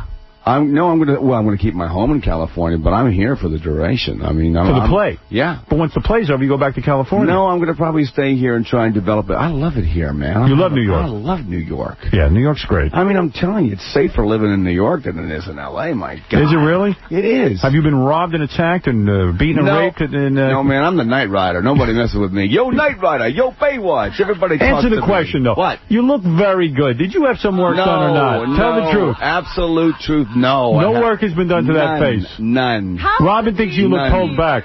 Pulled back? No, you know. Have you been tucked and nipped? No. You do look very good. Thank you. No, really, he does, right? Do you think he looks tucked and nipped? How old are you? I'm 46. You're 40. Well, you look great, too. No, I don't. Yeah, well, why do you wear those dark glasses all the time? Because you should see what I look. I look like a rat without them. No, Robin, do you still think, looking at David Hasselhoff up close... This is show business. Right. And your looks are part of... I'm not saying that I won't do it when I need it, but right now I'm okay. Nobody ever 48. tells. Nobody ever tells. Yeah. So I can't believe it. Robin, yes or no? Do you think David Hasselhoff has had work? Yeah, I'm going to tell you something. And I mean this, and I'm not saying it because he's here. I'm looking at his face. I don't see any evidence of him being pulled back. What do you see? What do you see? You told me the other day. Yeah, he's had some work. The picture in the paper looked like he had work done. I'm looking at him now. I don't know, it was Daily News or something. There was a picture of you. That was me unshaven with a gray beard and everything. That was the worst picture of my life. But I'm looking at him now. I don't see any evidence of him being pulled back. Well, he doesn't have stitches in. Wait a second, what? Stitches in right now. Check behind his ears, Robin. You can check. Come on, check. Do me a favor. Before we talk about your new play and everything that's going on with you, there's a game we want you to play. Mike Walker is on the phone. Are you familiar with Mike Walker? Yes. Okay, Mike Walker. Mike will be able to tell us if he's at work. All right, Mike. Mike is from the National Enquirer, so you better be clean. Must be true. Because Mike will know everything about you. Mike, are you there? Must be true. Yeah, hi, Howard. Hi, Mike. How are you? Yeah, fine. Doug Schwartz, of course, a co-judge on the Miss Hawaiian Tropic contest. I guess you know Doug Schwartz. Yes, one of my fellow producers on Baywatch. What about him? Well, he's a judge. What do you got on him? Hawaiian Tropic Circuit. Did he tell you when David was in the hospital? Do you think David Hasselhoff has had work? No, Howard, I don't. You don't? You've checked around? It's just a case of genetics. David is a very good-looking man, and I think you're jealous. That's right, baby. That's right, man. There you go. It's the National Enquirer. Must be true. Yeah, if I say so. Well, let me tell you, Mike Walker is All right, let me ask another question. Maybe you haven't had surgery. No injections? Collagen? No injections. Botox? Botox doesn't count, Robin. That's not work. Yeah, Botox does not work. But you have not had rat poison put into your eyes to make them look better? No rat poison. Okay. You haven't had rat poison injected into your face? No. All right. No. Mike, what is with the George Bush abortion story? Did George W. Bush pay for an abortion for his girlfriend back in the 70s? Have you read this in the National Enquirer? No. No. Larry Flint is coming out with it. Yes, I know that. Do you have any information? Well, let's just say that, we're well aware of Mr. Flint's evidence, and we haven't done the story. I think that sort of speaks for itself. So you feel it's not true? Well, Howard, I mean, anything, can be true. It's not a story that I personally have worked on. Why is George we're W. not Bush? publishing it. Why does George W. Bush not return my phone calls when I seriously when I call his campaign organization? He'd be terrified of you, Howard. Well, he doesn't have to talk directly. You don't have to talk directly to me, but answer the question, yes or no, because that would be the height of hypocrisy. Well, yes, it would. But, I mean, there are a lot of questions George Bush isn't going to ask about his past. What are you, a Bush supporter? Am I? Yeah. Oh, no. Absolutely not. I'm terrified of George Bush becoming president of this country. Then do the story. Lie about Well, I will only say an animal. I won't. I'll only say it's not because we didn't try. All right. You don't know anything about him in a hotel room with a chick? It's gotta be. He can't just be banging that one broad. Really? He was Mr. Animal House. Come on. Yeah, he was a party boy. That's true. That's absolutely true. That's right. Now, we're going to give 4 stories to David Hasselhoff. Okay. He's going to play for someone in our audience. If he gets the answer right, they will win $1,000 courtesy of i1.com. And if they're already registered on i1.com... $2,000. i1.com is a great search engine, and you win money. So let me get somebody on the phone. Mutzi, are you there? Mutzi? Steve. Oh, this is Steve? Yeah. What happened to Mutzi? Well, hold on. I want to go to Mutzi. Oh, Mutzi's gone. I'll let Steve play. Steve, you can play. Thanks a lot, Al. All right. Did you ever get it on with Pamela Anderson on the Baywatch show? No. Ever get anal from her? No. Bet you wanted her, though. No, never did. Really? I don't get that. No. Gorgeous gal. No, doesn't do it for me. Really? No. Is that true? Yeah, Why'd you hire absolutely her? true. He doesn't even know. No, it was a collective decision when she came in, and I just kind of went along with the boat. I mean, she came in for the audition and was with the boobies and the blonde hair. She was like very revealing that day, and very revealing. And I just went, well, we've had enough publicity about Playboy and Playgirls. I'm trying. I mean, I was the one who was still opting for scripts once in a while and family values and morals and. What are you, crazy? Yeah, I am now. Now that Son of a Beach is making all the money. Right. Big bucks. Big bucks. Yeah, I'm the dog. Yeah. He's good. Have you had him on the show? Yeah, I'm going to have him on next week. Yeah. All right, so let's get down to it. Mike, you've written the novel Malicious Intent. You don't even need to work at the Inquirer anymore. You do it because you love it. I do indeed. Malicious Intent, a Hollywood Fable. Have you read it yet? No. You have read it? No. No, you haven't? Haven't? No. Well, you'll be the only one then. Well, it would be wouldn't that be a dream if David Hasselhoff would do the adaptation of that? It looks like it's going to be a TV movie. Oh, great. Well, but David Hasselhoff doesn't have to work anymore. This is a man who's done 2 series, and he's set for life because, of course, the voice on Knight Rider is the president of the Screen Actors Guild. It's true. What's his name? William Daniels. Let me ask you something. Mike, how much is David Hasselhoff worth? Conservatively. I would say David Hasselhoff probably is worth conservatively between $20 and $30 million. Wow. Remember, he has the whole career in overseas, in Germany. He's a big singer. I'm going to say you're low. I'm going to say he's worth $55 million. That could be low. Now you're smiling. Who's closer in potentially it's more than that, because, of course, all the syndication. Who is richer? Who is right? Me? I am right. Yeah. I am right. Yeah. Wow. And he says modestly. No, I worked my butt off on that show. Listen, I walked away. My IQ was becoming that of a turtle. I had to walk away. I walked into the hardest show of my life. Now, I'm assuming you got screwed a little bit on your first series. On Knight Rider, they always screw you on your first gig, right? A studio. Are you kidding me? But Baywatch made big money, and you were one of the producers. You're right. You own 12% of the Baywatch receipts, right? Exactly. Yeah. I've read your contract. Yeah. What do you mean you've read his contract? I read everyone's contract. Is it true? Mike Walker sneaks it out for me. Is it true Paul McCartney wanted to be on Baywatch? Yes. As a matter of fact, I met Paul McCartney, Linda McCartney, and they were fans. Big fans. And I was like big major fans of his. And of course. I came up to him and I said, I just came from the Beatles Museum. And he said, well, I just came from Germany, and they must have a Hasselhoff Museum in there. And I was so honored that he actually knew who the hell I was. And he wanted to do Baywatch, and he wanted to ride a horse? He wanted to ride a horse with his lovely wife, yeah. Why did you not do it? He never called back. Oh, all right. So you really didn't want to do it. Yeah. All right. I also heard that Ringo told you to F off.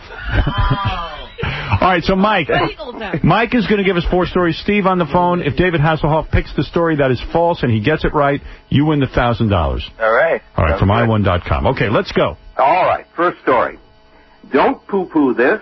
Drew Barrymore swears that when she and Charlie's Angels co-stars Cameron Diaz and Lucy Liu trained for their action flick at a no-nonsense Utah survival camp, they went 3 weeks with no toilet paper. Their shaman substitute was leaves. Oy vey. Nice. Number 2. Why would they have to do that? And number 2. Brad Pitt spotted a young deer limping across the road near his Hollywood Hills home, so he called L.A. County Animal Welfare, then got out of his car and stopped traffic until help arrived. After Bambi was tranquilized and caught, rescue workers told Brad they'd fix its broken leg and release it back into the wild. And he went home and ate it. Yeah, exactly. Okay. Number 3. On the set of her new TV sitcom, Bette Midler and guest star Dolly Parton were fronting a Fast and Furious song and dance number when one of the female hoofers popped a silicone falsie which bounced to the floor. As the director yelled, "Cut!" a male dancer scooped it up, tossed it to another guy, and the giggling dancer started playing catch with it. Buxom Dolly cracked Bette and the gang up when she yelled, "Y'all give that back right now, I'm going home." God. It was Dolly's silicone breast implant, breast falsie, whatever. Go ahead. Okay, go ahead. Okay, and the last item, inviting Bruce Willis to your next party, first ask, bringing your goons. Bruce crashed a swelligant bash in Europe, and the hostess, owner of a top modeling agency, was thrilled. But later, as she snapped pictures of party guests, including Bruce, his 2 bodyguards snatched her digital camera and ripped out the computer chip.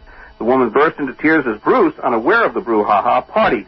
Next day, hearing what his guards had done, he called to apologize. "I just want my chip back," the woman said. Bruce questioned his heavies and learned the chip had been tossed.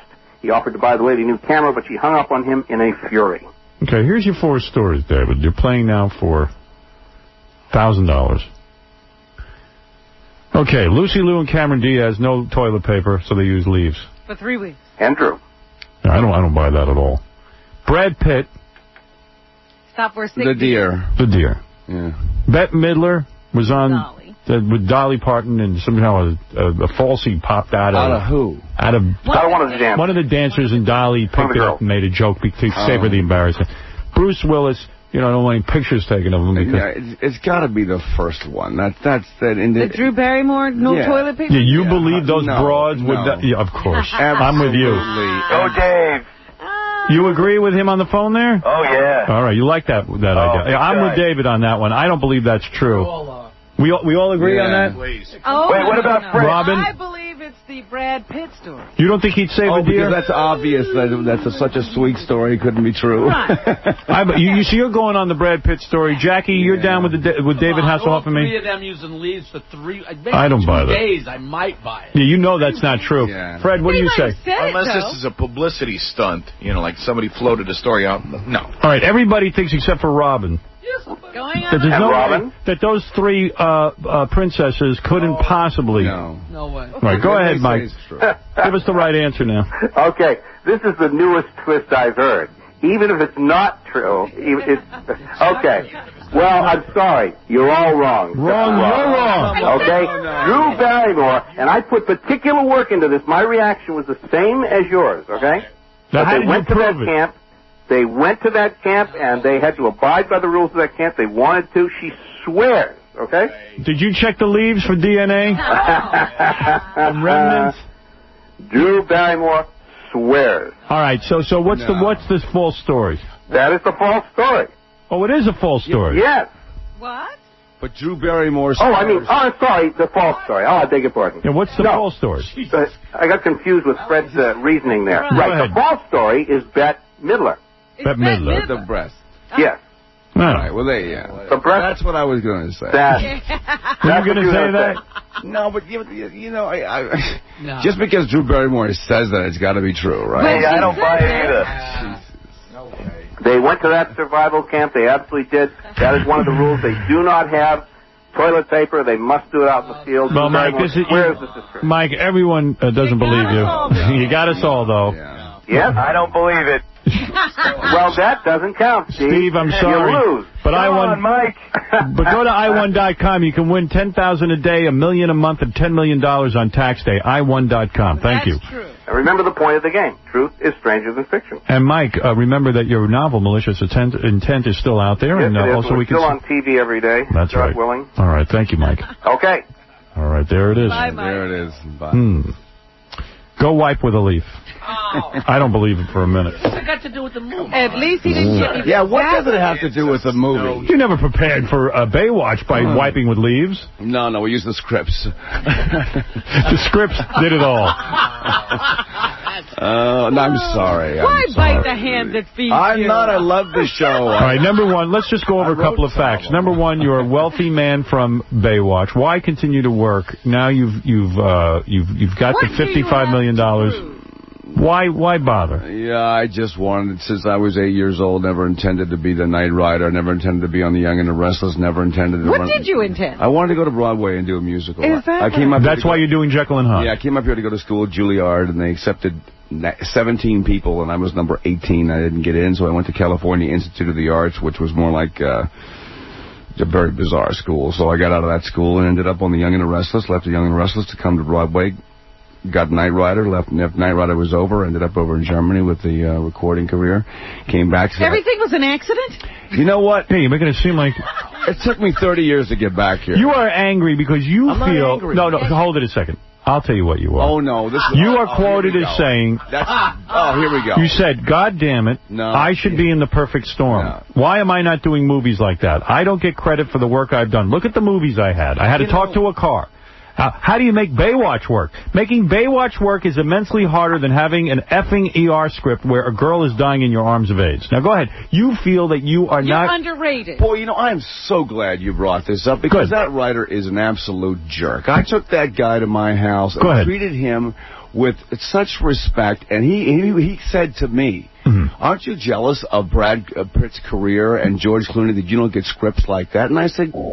Absolutely, I am. That was an honest answer. Yeah, and I said, but sometimes it's very difficult to talk to a car and have everybody on the street come and stop me and say, hey, Knight Rider, and they actually believe that the car talks, and it's also very... You mean the car didn't talk? In other words, you're saying that sometimes it's harder to take a show that's completely implausible and make it work than it is to do a movie that makes sense. Listen, if I had a script like ER where it's very intense and heavy and so well written, I would be honored to do a show like that. When I'm doing Baywatch and I'm get the scripts and I've got no pockets and I'm wearing a red trunks and I'm standing there halfway naked and I have to make that work. It's a lot harder to make stuff like that. Are you saying now because you've done shows like Knight Rider and Baywatch you won't get considered for Perfect Storm and things like that? I think that has a little bit to do with it. Most of the guys that directed Knight Rider years ago couldn't get a job. They would say, well, what have you done besides Knight Rider? What have you done besides Baywatch? But here's it's the same way with Jekyll and Hyde. Here's a show that's running for 4 years. Here's a show that runs 10 years. Here's a show that runs 4 years. Knight Rider, it's popular with the public, but not with the producers and the in-house. So do you think you should have gotten nominations for Emmy? No, absolutely not. But if Why not? It's harder to do that than ER, why not? Why shouldn't you be considered? I should have been considered for the tallest actor in a lifeguard suit or something.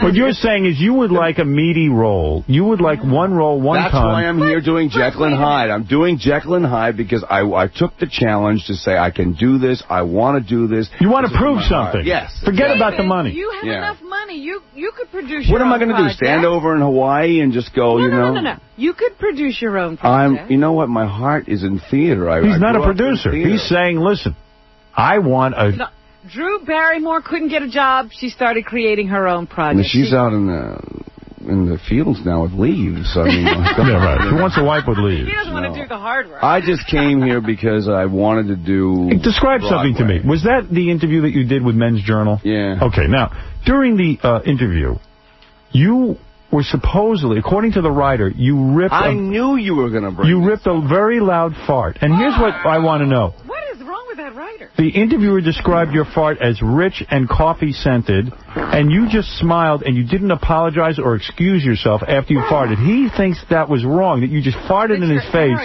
and you're arrogant, and you will not apologize for farting. You know, and would you fart here right now? Would you honor us? Yeah. With a performance.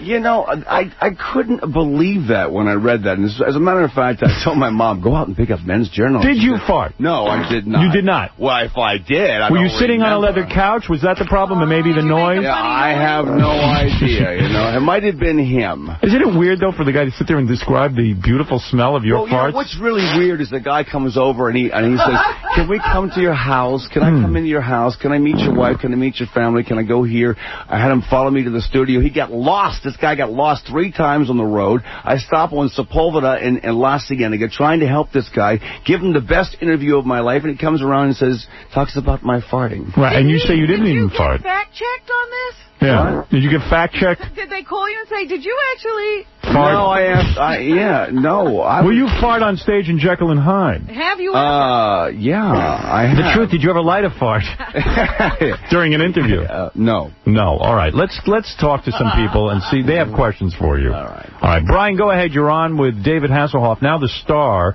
of Jekyll and Hyde. Are you sure this is David Hasselhoff and not Mark Harris? Why are you saying that? He sounds a little fag. Like a fag. Like a fag? Yeah, I can prove he's gay. How can you prove he's gay? The guy wanted to be in a musical his whole life. And he didn't want to bang Pamela Anderson. Well, that isn't, you know what, that is pretty good evidence. Have you ever had a gay experience? Me, no. No. Another person with the IQ of a turtle. Will you ever get the respect you're waiting for? No, you know, I'm not here for that. I'm here for my... Oh, that's enough. How dare you? Brilliant. Right. Yeah, you don't use that word loosely in New York. Well, you gotta, listen. The guy says you want to be in a musical. And you did have Pam Anderson. Sure, you're right. He did have some evidence. The guy wasn't crazy. Yeah. All right. How did I get my 2 kids? I must have adopted. No, you are all man. I know that. I've seen your beautiful wife. Yeah. And, that's unbelievable. I get hello, New York. Craig, you sure you want to live here? Craig, you're on the air. How you doing, David? I wanted to let you know that Knight Rider is still a very big factor in a lot of people's lives in this country. I'll tell you a story. In fact, you used to, I know you've done a lot of charity work where you visit sick kids in the hospital during the Knight Rider years. Kids wanted to be buried in their Knight Rider hats and shirts. One of them was. Well, actually buried in the Knight Rider shirt and hat. I would not poo-poo your Knight Rider connection. Yeah. Yeah, you know. Embrace it, brother. You know, it's really amazing on the street here. I get like, yo, Knight Rider. Everywhere I go. It's like... Better than what I get. It could be worse. I take that. We're talking about trying to bring it back as a movie. You know? Is that right? Why not? Why not? Yeah, what time happened is to that right, car? you know. Actually, the car is in my garage. Yeah, I took the dash back home. Me and Robin went to that was some theme park. Universal. Park. Yeah. And I'm talking to this car. They got the car, and I'm talking to the car, and I'm yelling at the guy. Remember that? Yeah, it was great. We had a great time. Guy was a real wise ass, that car. I'm trying to bring back my mother the car. Yeah. Tell you the truth. Why aren't you doing Son of a Beach? Why aren't you on the show? I'm the executive producer. Yeah, why don't you make it a guest appearance? I'm too big. Oh, you're right. No, I might make a guest appearance. In fact, the guys have a regular part. I was actually supposed to play Milosevic. There have been times that it's come up. Yeah. I was going to play Milosevic, the guy in the wheelchair. I think some of the actors are great. Yeah, they're doing a good job. Really I'm very proud of the show. Yeah. Well, you should be very proud that David thinks it's good. I am proud of that. I had him send me all the tapes, man. It was like, it's funny. It's very funny. That's right. Yes. It's very funny. All right, sir. So, what is your point about the Knight Rider series? Well, actually, I just produced an album with Don Peake. I don't know, David, if you remember him. Yeah. We took the original recordings and put together a soundtrack album. Really? From Knight Rider. It is selling like hotcakes in Europe, Germany, Japan, the UK, and it's kind of moving in the States. Your record's still selling in Germany? Are you still big over there? Yeah, I mean, people goof about that, but that's a big deal, right? Yeah. How many records have you sold? Just that one country? Yeah, Germany. 17 million or something. 17 million. Yeah, I get 40 gold and platinum records over there. Back last night, half my audience was German. It was fantastic. Really? Germans love you. Why one Germans country? do love me. You're like Hitler over there. I mean, you're more popular than Hitler. Has it ever, show. You know, because I had a song called "Looking for Freedom," and "Looking for Freedom" was like their anthem, and then the Berlin Wall came down, so I was up the Knight Rider on top of the Berlin Wall. Brian, go ahead. Freedom. You're on with David Hasselhoff, the star of Jekyll and Hyde. Go see him now. If you need ticket information, go to jekyll-hyde.com. Yeah, or davidhasselhoff.com, too. You can do it there. Yeah. You got a .com? You're a .com? davidhasselhoff.com. Really? What do I get on there? Lots of stuff about every movie, every Knight Rider. I got outtakes on Knight Rider, outtakes on I got some great outtakes on Baywatch. And are you still an owner of Baywatch? Still an owner on Baywatch. The show's in its 11th season. It's in Hawaii. And good for you. You know, you can't walk away from a winner, but I don't really have anything to do with the show anymore. Well, you're really trying to distance yourself from that thing. No, I love the show. One sense is you think great. It's a real piece of garbage. No, I like... That's what you seem to be saying. It's a different show. Right. It's a different show. Brian, go ahead. You're on with David Hasselhoff. Good morning, everybody. Morning. David, I wanted to let you know that my mom is one of your biggest fans. She's 70 years old. Oh. I wrote you a letter about 2 weeks ago, and I overnighted it to the theater. And wasn't looking for anything for free, wanted to kind of surprise her, take her to the show, but I was hoping that there'd be an opportunity for her to meet with you because she thinks you're like the greatest thing. Oh, you gotta be kidding. He ain't gonna meet with her. Hey, I'll he be does happy his to job meet on stage. Yeah. Did you ever bang this guy's mother? No, but I can't believe I go from faggot to this. Right. 30 seconds. Amy, go ahead. Stage, that's fine. Amy, go ahead. Yes. The show.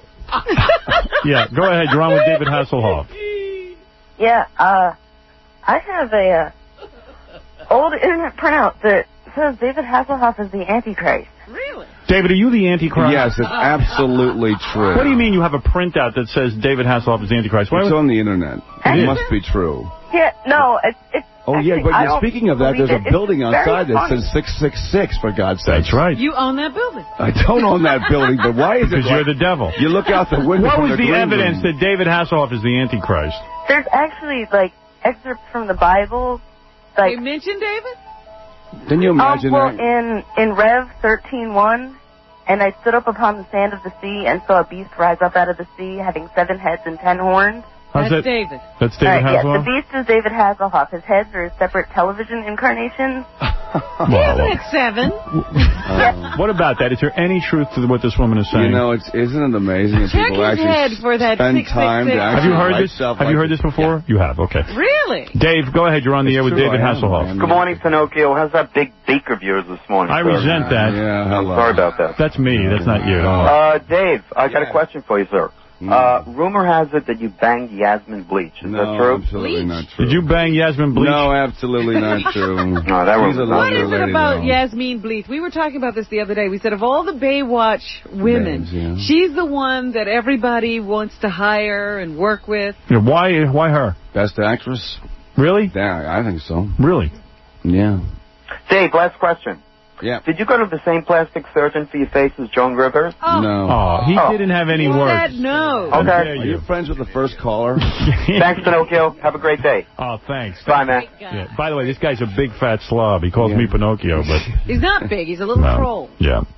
Well, David, this has been fascinating. I didn't know you were the Antichrist. Yes, I am. You know, look at what we learned today. Come and see me in Jekyll and Hyde. All right, See the Jekyll and Antichrist, Hyde. yeah. How are you, Nina? Are you any good? I'm having a blast. You're having a good time, yeah. Well, if he's the devil, he must be very good at I'm it. good as Hyde. I'm good Hyde, yeah. Well, I'm going to go see it. I'd like to see it. Would Yes. you come? You must be having a Awesome. great time because Awesome. it incorporates everything. The acting, the singing. my No, it's a daughters. fantastic role. Bring them, please. Because we're always looking for stuff to do. You know what I'm saying? No, it's fun. The show's an intense show. It's a dark musical. It's like the role of a lifetime. All right. Well, you're happy. We've been up for a weekend, standing ovations, and please come on down. It is. I've seen it. I saw it with the original. Cool, cast. isn't it? Is this the play or the restaurant? I know the restaurant. No, it's the play. It's the play. All right. Okay. We can go to the restaurant afterwards. All right. I'll make it a whole night. All right. All right. Great to see David Hasselhoff, and we'll be back right after these words. You're listening to a man who provides boners to millions of listeners with porn stars, lesbians, strippers, and flat-out whores. Howard Stern. He is being opposed. There are millions of Americans now combining their displeasure in a tidal wave of protest against the revolting quality of much material and the proportions of it. It's always been part of human nature. It's one of the weaknesses of human nature. But now... There he is, Steve Allen, rattling on about me. Nobody has told me that that's a good idea. They say now in the newspaper today, hours before his death, he was rattling on about me. And rattling and rattling and rattling, and then just dropped dead. One of the instances of dump, and there are thousands, unfortunately, is the terrible coarsening and cheapening and thuggishness of language. What I call, just to give one illustration, the Howard Sternization of American radio. The fogging and the dumb thing. It's one of those intellectuals, pseudo-intellectuals, who thought that the people couldn't decide for themselves. He would help them with their decisions because he's so bright. Not bright enough to see he was wearing a squirrel on his head. Oh. See, that's what was dumb about the country. They didn't know better than to point out his bad hair. Well, you know what's funny? Like, how do you go on and pass yourself off as someone who knows something? And it's like, what if I came out and said, you know what, I have the answers to all of America's problems, and on top of my head, I had, like, pigeon crap. You might as well wear a clown outfit. Right. What if I came out in a clown outfit? Yeah. Out, you know. What if I dressed in a girdle and panties and stockings, and I told you I had all the answers? And then demand to be taken seriously. Yeah. It was the emperor's new hair. Everyone was afraid to tell him what was going on. Hey, listen. What do we having, computer problems out there, honey? I don't know what line my next guest is on. I was trying to tell you that.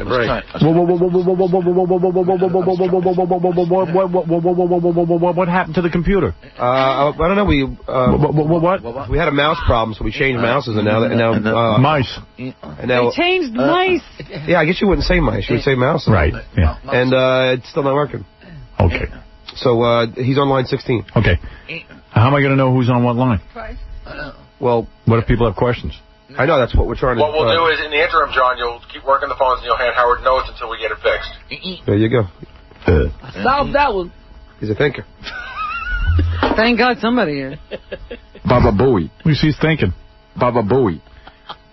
John had no answer. Here's a guy, I don't know how he comes to this conclusion. He says that American women are lousy wife material, that you should get a Russian.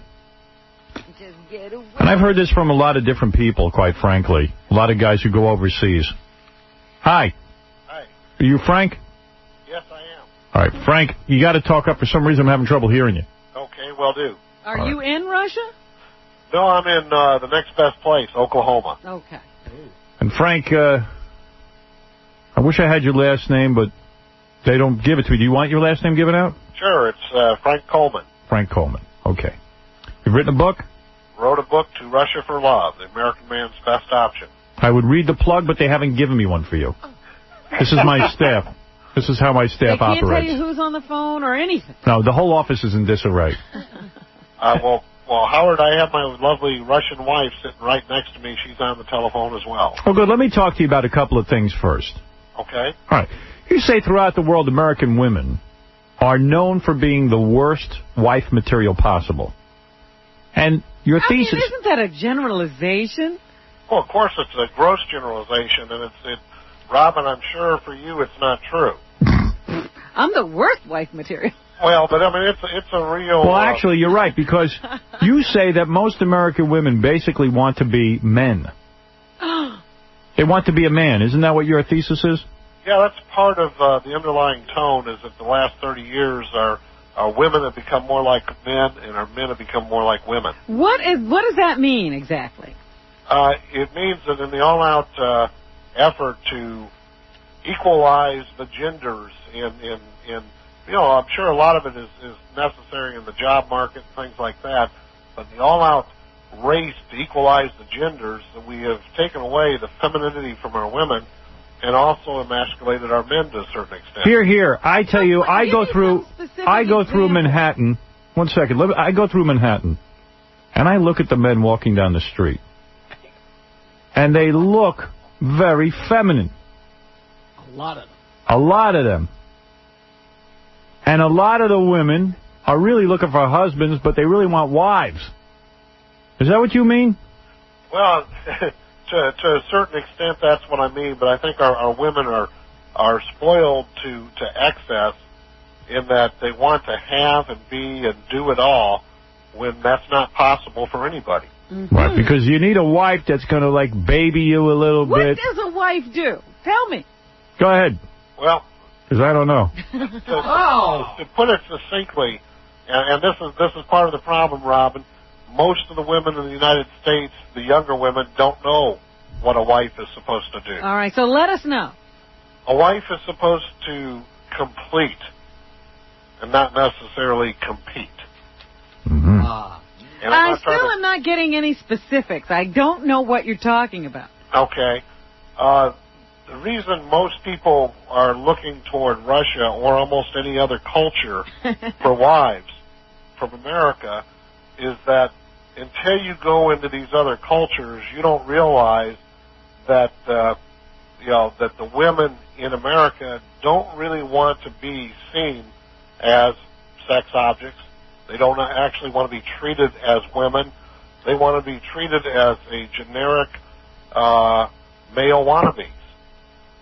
And I know that's a stretch for you, but from the standpoint of what's happened over the last 30 years, women in this country don't know what their role, and I'm not saying that anybody assigns a role, but either nature or God or whatever you want to. Whatever. Are you saying that women? Are you saying? What you're saying? Let me understand this. Are you? I think I understand what you're saying. Are you saying that women are confused? Not necessarily you're casting judgment whether it's good or bad, but because they want it all, because they want to be working persons, they want to be moms, they want to be wives, they want to be this and that. They're confused because their role has changed so rapidly. The role has changed so rapidly, and also we're exposed to so many things. You go home, you pop on the television, you probably have 80 channels there. And the problem is you can only watch one channel at a time. And yet by having so much at your disposal, having so many choices that you can make, 30, 40, 50 years ago, women didn't have those kinds of choices. Are you saying that the Russian... somebody would say something. Are Russian men training their women differently? Are they not putting up with the crap that men in America put up with? Actually, until you go abroad and you start talking to bachelors from other countries, you don't realize that foreign men really pity American men because of the nonsense we put up with from our ladies. Right. Now, so what do these women in other cultures do? Well, for instance, a year ago, we were sitting around, I was sitting with my fiancée, Tatiana, at the time. Tatiana's a Russian woman? Yeah, Tatiana's a Russian woman. Are you there, Tatiana? Yes, I'm here. Hi. You know how to behave? I think so. You listen to your husband? Yes. You don't give him any crap? Oh. I don't know anything about that. You give him, you treat him good. He comes home from a hard day of work and he earns... Yes, he's my lord and my master. Right. He's your lord and master. Yes. And he makes the money, right? The money. Yes, he does. The money. And he makes the money, and you like that. Home to bacon. Right. And you are appreciative that he is giving you a free lifestyle. Yes. All right. Go ahead. And what's the difference between Tatiana, let's say, and any American girlfriend this Frank had? Robin, let me put it to you this way. We were sitting around an apartment in Volgograd last October, and we were drinking toast. That's one of the things that's fun about Russia. You got a bottle of vodka at your major meals. Mm-hmm. And we're sitting around drinking toast, and my Tatiana said, this toast is one I want to make. And so I thought, okay, this should be interesting. And she lifted her glass and she said, this toast is to women. We were made for man's pleasure. Yeah. And to be by his side. I'll drink to that. You go, girl. Now, what American woman would even say those words without choking? Men love that. Well, but I mean, what's so wrong with that? Nothing. I have a buddy who just came back from Russia. He told me he was banging a bunch of Russian broads, and they're very loving. Hey, not only that, that's one thing American women have done well. Is this the guy who gets the prostitutes and a happy ending? No. Well, go ahead. No, that's Robin. That's one thing American women have done. They've demanded the best from their men in bed, and the nice thing about it, Russian women are appreciative. Yeah, they don't care what they get. Let me tell you something. You know what? I liked what you're saying, and I'll tell you what I like about it. You know, women will always, in America, they're always like, you know, where are we going? When are you going to marry me? When are you going to marry me? When are you going to make a commitment? The Russian women don't do that? No. Russian women are like, thank you for banging me. Imagine you have... How do you know? Imagine you have 5 minutes free time and you're willing to give it to me. Give your love to me. Is that right? Is that accurate? Well, that's part of it. We've got a buddy who's 68 year old. Last year he was over in Latvia. And he... Those bastards. He got together with a couple girls in their 20s. Go ahead. And after a night with this guy in his mid-60s, in the morning, these girls thanked him for his performance. Right. Now, let me ask you something. Do you have to be a wealthy guy to get... So you guys want to be lied to, is what you're saying? Yes. I see. Do you... No, these girls mean it. Are you telling... The male ego is a fragile thing. We need to be lied to occasionally, Robin. Frank, let me ask you something. Do you have to be a very wealthy man to get this kind of lifestyle with these broads? That's the beautiful thing about it. You can have a beautiful younger wife. You can have a beautiful younger girlfriend. I say younger. That's that's kind of taboo unless you're a quadzillionaire in the United States. Mm-hmm. But you can have my wife is 17 years younger than me. I thought he was going to say 17 years old. No, but I have a buddy that's 55 who's married to a 19-year-old. And you're not a multimillionaire, neither is your buddy. No. Now, let me ask you, are you a very good-looking man, would you say? Robin, you didn't see the inside cover of my book. I put my pictures all over that book for one reason, and that is to let the average American guy know he doesn't have to be a Tom Cruise to have beautiful women crawling all over him. So what you're saying is... Can I tell something? Yes, Tatiana. I just would like to tell that I think it's not so important that he's a very good-looking guy. This is very important that he has got a very wonderful soul and very big heart. Oh, I love to hear that. Honey, you're saying you haven't said one wrong thing. You a 3-input broad? Do you like anal? Oh. Of course she does. No, he's a nice-looking guy, but he didn't teach you that for me it's important that he's a very kind-hearted person. You see what's going on here? You take a guy... Frank, how old are you? I'm 48. All right. Take a 48-year-old guy here in America. Unless he's got tons of dough, he ain't going to be getting a chickie this young. That's right. Over in Russia, he's got himself a hot chick. He's got whatever he wants over in Russia. There are guys here who aren't complaining. And you know why they aren't complaining? They're pussy whipped. No. They get women. Right. Well, we're talking to guys who can't get women. Robin, yes? you're in the high media world where guys have got tons of cash. Right. You know, cash. Is that what I'm seeing? Yes. Cash? You're talking to a guy on the phone who's got a hot wife like Alan Thicke's got, and he don't have half the money. That's right. Yeah. Let me tell you something. He's on to something. So, Frank, what do you take a trip over there? Yeah, you just put up with the annoying accent and you're there. There are probably a million different ways to hook up with beautiful Russian women. Tatiana and I are going to take a tour group over in July. We hope Howard would go with us by then. I'm thinking of going over there. I heard some good things. Yeah. Hey, your book is called To Russia for Love, and you can also go to RussiaForLove.com. That's where people can learn about you. Let my listeners in on this. Some guys want to get on the phone to you. Robert, you're on the air. Yes, how's it going? Hey. All right, hey, I went to Colombia last year, and I married a Colombian woman this past July. Yeah, same thing. Best woman in the world. She takes care of me like you wouldn't believe. And I bet you she's a lot younger, too. No, she's 44 years old. Well, what are you, 85? 37. Oh, the hell are you doing? Good. I mean, I'm sitting on the couch, and my glass is half empty. She comes over, picks it up, and fills it back up with whatever I'm drinking. Hey, and don't ruin her. Don't go, oh, honey, don't worry, I'll go get it. Don't do that, because then she'll start getting used to it. I'm a truck driver, and when I call her and tell her I'm going to be home, she asks me what I want to eat, and she cooks it for me as soon as I get home. Wow. Wow, when's the last time you ever heard that? And she'll wash my back in the shower, sex anytime you want. Wow. Anytime I want. Anytime I want, she'll give it to me. And you're a truck driver. You ain't a multimillionaire. No. See? Money's not an object with her. Oh, that's beautiful. Oh, come on. Because 30 grand... he's a zillionaire. Exactly. That's the point. He got a color TV here. He's like... It's the same. She comes over, she's like, oh, my God, look at this guy. Joe, go ahead. You're on with Frank R. Coleman, the author of the new hot book, To Russia for Love. The whole country is talking about this book. Howard, how you doing? Yes. How you doing, Howard? All right, how you Joey D from Brooklyn. Yeah, go ahead.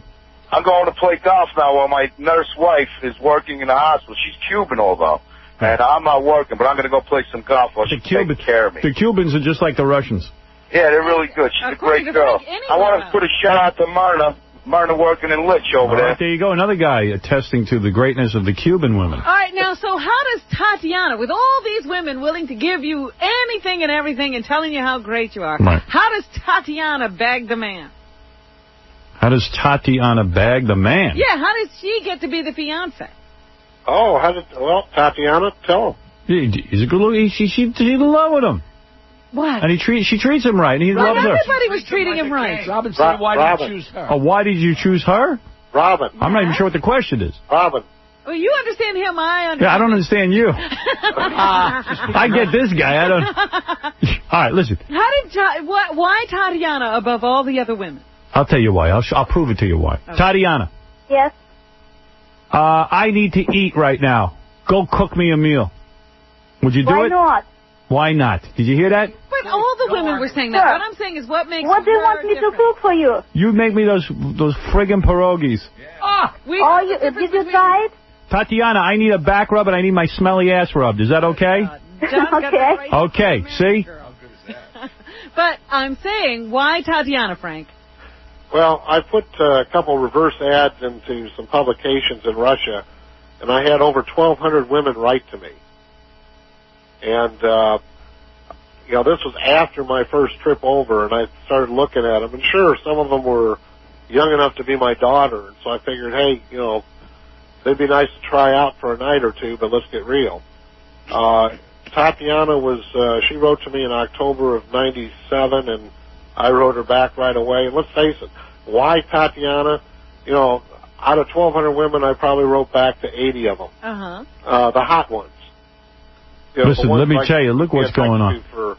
For quite some time. You can see this guy, he ain't no Romeo, and look what he's got going on there. Got 80 women to choose. Hey, Tatiana, describe yourself to me. How tall are you? Probably 5 and 4. 5'4". What do you weigh? 125. 125? You got big... She's put on a little bit of weight since she's had American food here last 6 months. She's eating regular now. She's put on weight? Yeah. Well, tell her to lose weight. Well, she looks pretty good with the weight on. Yeah, how's the boobs? Are they big? You'd like it. Howard. Nice boobs? They're succulent. You'd love them. Really? Hey, honey, Tatiana, do you, you let other women in the bed? Excuse me? If Frank needs to bring home a woman once in a while to share the bedroom with you, is that okay? I don't think so. That you don't go for. See? All right. Just like any woman. Hey, she's in love. It's the first wrong answer. Let me see the picture of you guys. I got a picture right in front of me. Yeah, look at it. I'm looking for Tatiana. I don't Frank, no, right here. Actually, I don't like my picture in the first... Let me tell you, I'm looking at a picture of Frank and I'm looking at you. And it looks like it's a kidnapping. Yeah. But let me tell you something. You could see that Frank is right on the money. Look at the broad he's getting. She's good looking. But Frank can't answer one question. He's delirious. Question, Robin. Ask a question. I've asked 50. Ask one. I'll give you the answer. I said, why Tatiana? I'm getting a whole song and dance about 80 women. Why Tatiana is because she's my soulmate. Rocco, you're on the air. And after All right. After a year of writing, she surfaced way above everybody else. Rocco, go ahead. You're on the air with Frank. Okay. I've got to say that American women do make the worst wife material. They're brought up in this Barbie, Right. I want this culture. Mm-hmm. And I've had some experience with Russian women. Let me tell you, they're beautiful, but they can be the most conniving broads you will ever see. I mean, I don't want to stereotype, but... Yeah, but they're willing to have sex with you if you're an American. And let me tell you, any woman from outside this country is a better choice. There you go. So what else is there to say? Holly, go ahead. Hi, Howard. Oh, you're the God in my sky, and I worship the ground you walk on, first of all. Thank you. I agree with this guy, Frank. I totally do. Yeah, for guys who don't have a big income and can't score big here in this country, you can get these hot young chicks over in Russia. Be sought after in another country. Exactly. You are a rock star. Frank is a rock star in Russia. And that's the point. And that's what he has? An American citizenship. Thank you. Tatiana. Calling card. I'm an opportunist. Really, an opportunist. Right. Because you can't rule out. One of the reasons these women leave everything they've ever known behind is to give their children a better lifestyle. In Russia, Right, Frank it's is not about you. Frank is Mick Jagger in Russia, and that's the point of his book. Robin, this is about all women. To order Frank R. Coleman's book, you can go to RussiaForLove.com. And the name of the book is To Russia for Love. Well, hey, listen, I've run out of time, and thank you, Frank. Howard, can I give one phone number? And I bet you don't have to have... I bet your wife isn't forcing you to build a recording studio and a rehersal studio and seven plays and houses and... Will you shut up and let him give the phone number? Go ahead. You're in house 6. One easy way to get the book is to order it at 1-800-BOOK-LOG. That's 1-800-BOOK-LOG. Right. Okay. Thanks, Frank, and thank you, Tatiana. Thank you. Thank you. Good luck to you both. Thanks Thank so much. you. Bye.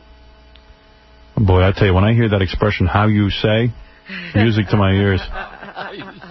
How you say divorce It means, and half. it means like less talking and more lovemaking. That's better than miso honey. Yeah, miso honey's a pretty good one, too. All right, let's take a break. When we come back, we'll learn about the news. And then we'll a bunch of other things as well. I'm going to have a couple of comments to make about a few different topics, but we'll be back right after these words. Welcome to the Howard Stern Show. We offer introductions to some of the loveliest ladies of Russia and Eastern Europe. A man willing to help in your time of need. Every year, we help hundreds of men find love, romance, and committed relationships.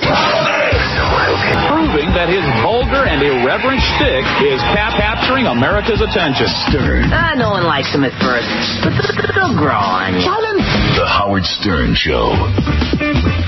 If you want to win $10,000 of Fred's money, and if you think you're smarter than our own Fred Norris, call 1-800-44-STERN, and you can compete to win $10,000 courtesy of Sex Wars, the daily TV game show that asks the question, who am the smartest sex, men or women? Check your local listings or go to sexwars.com.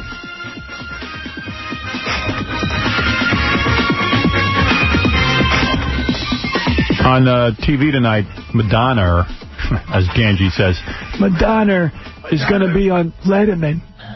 Madonna is going to be on Letterman.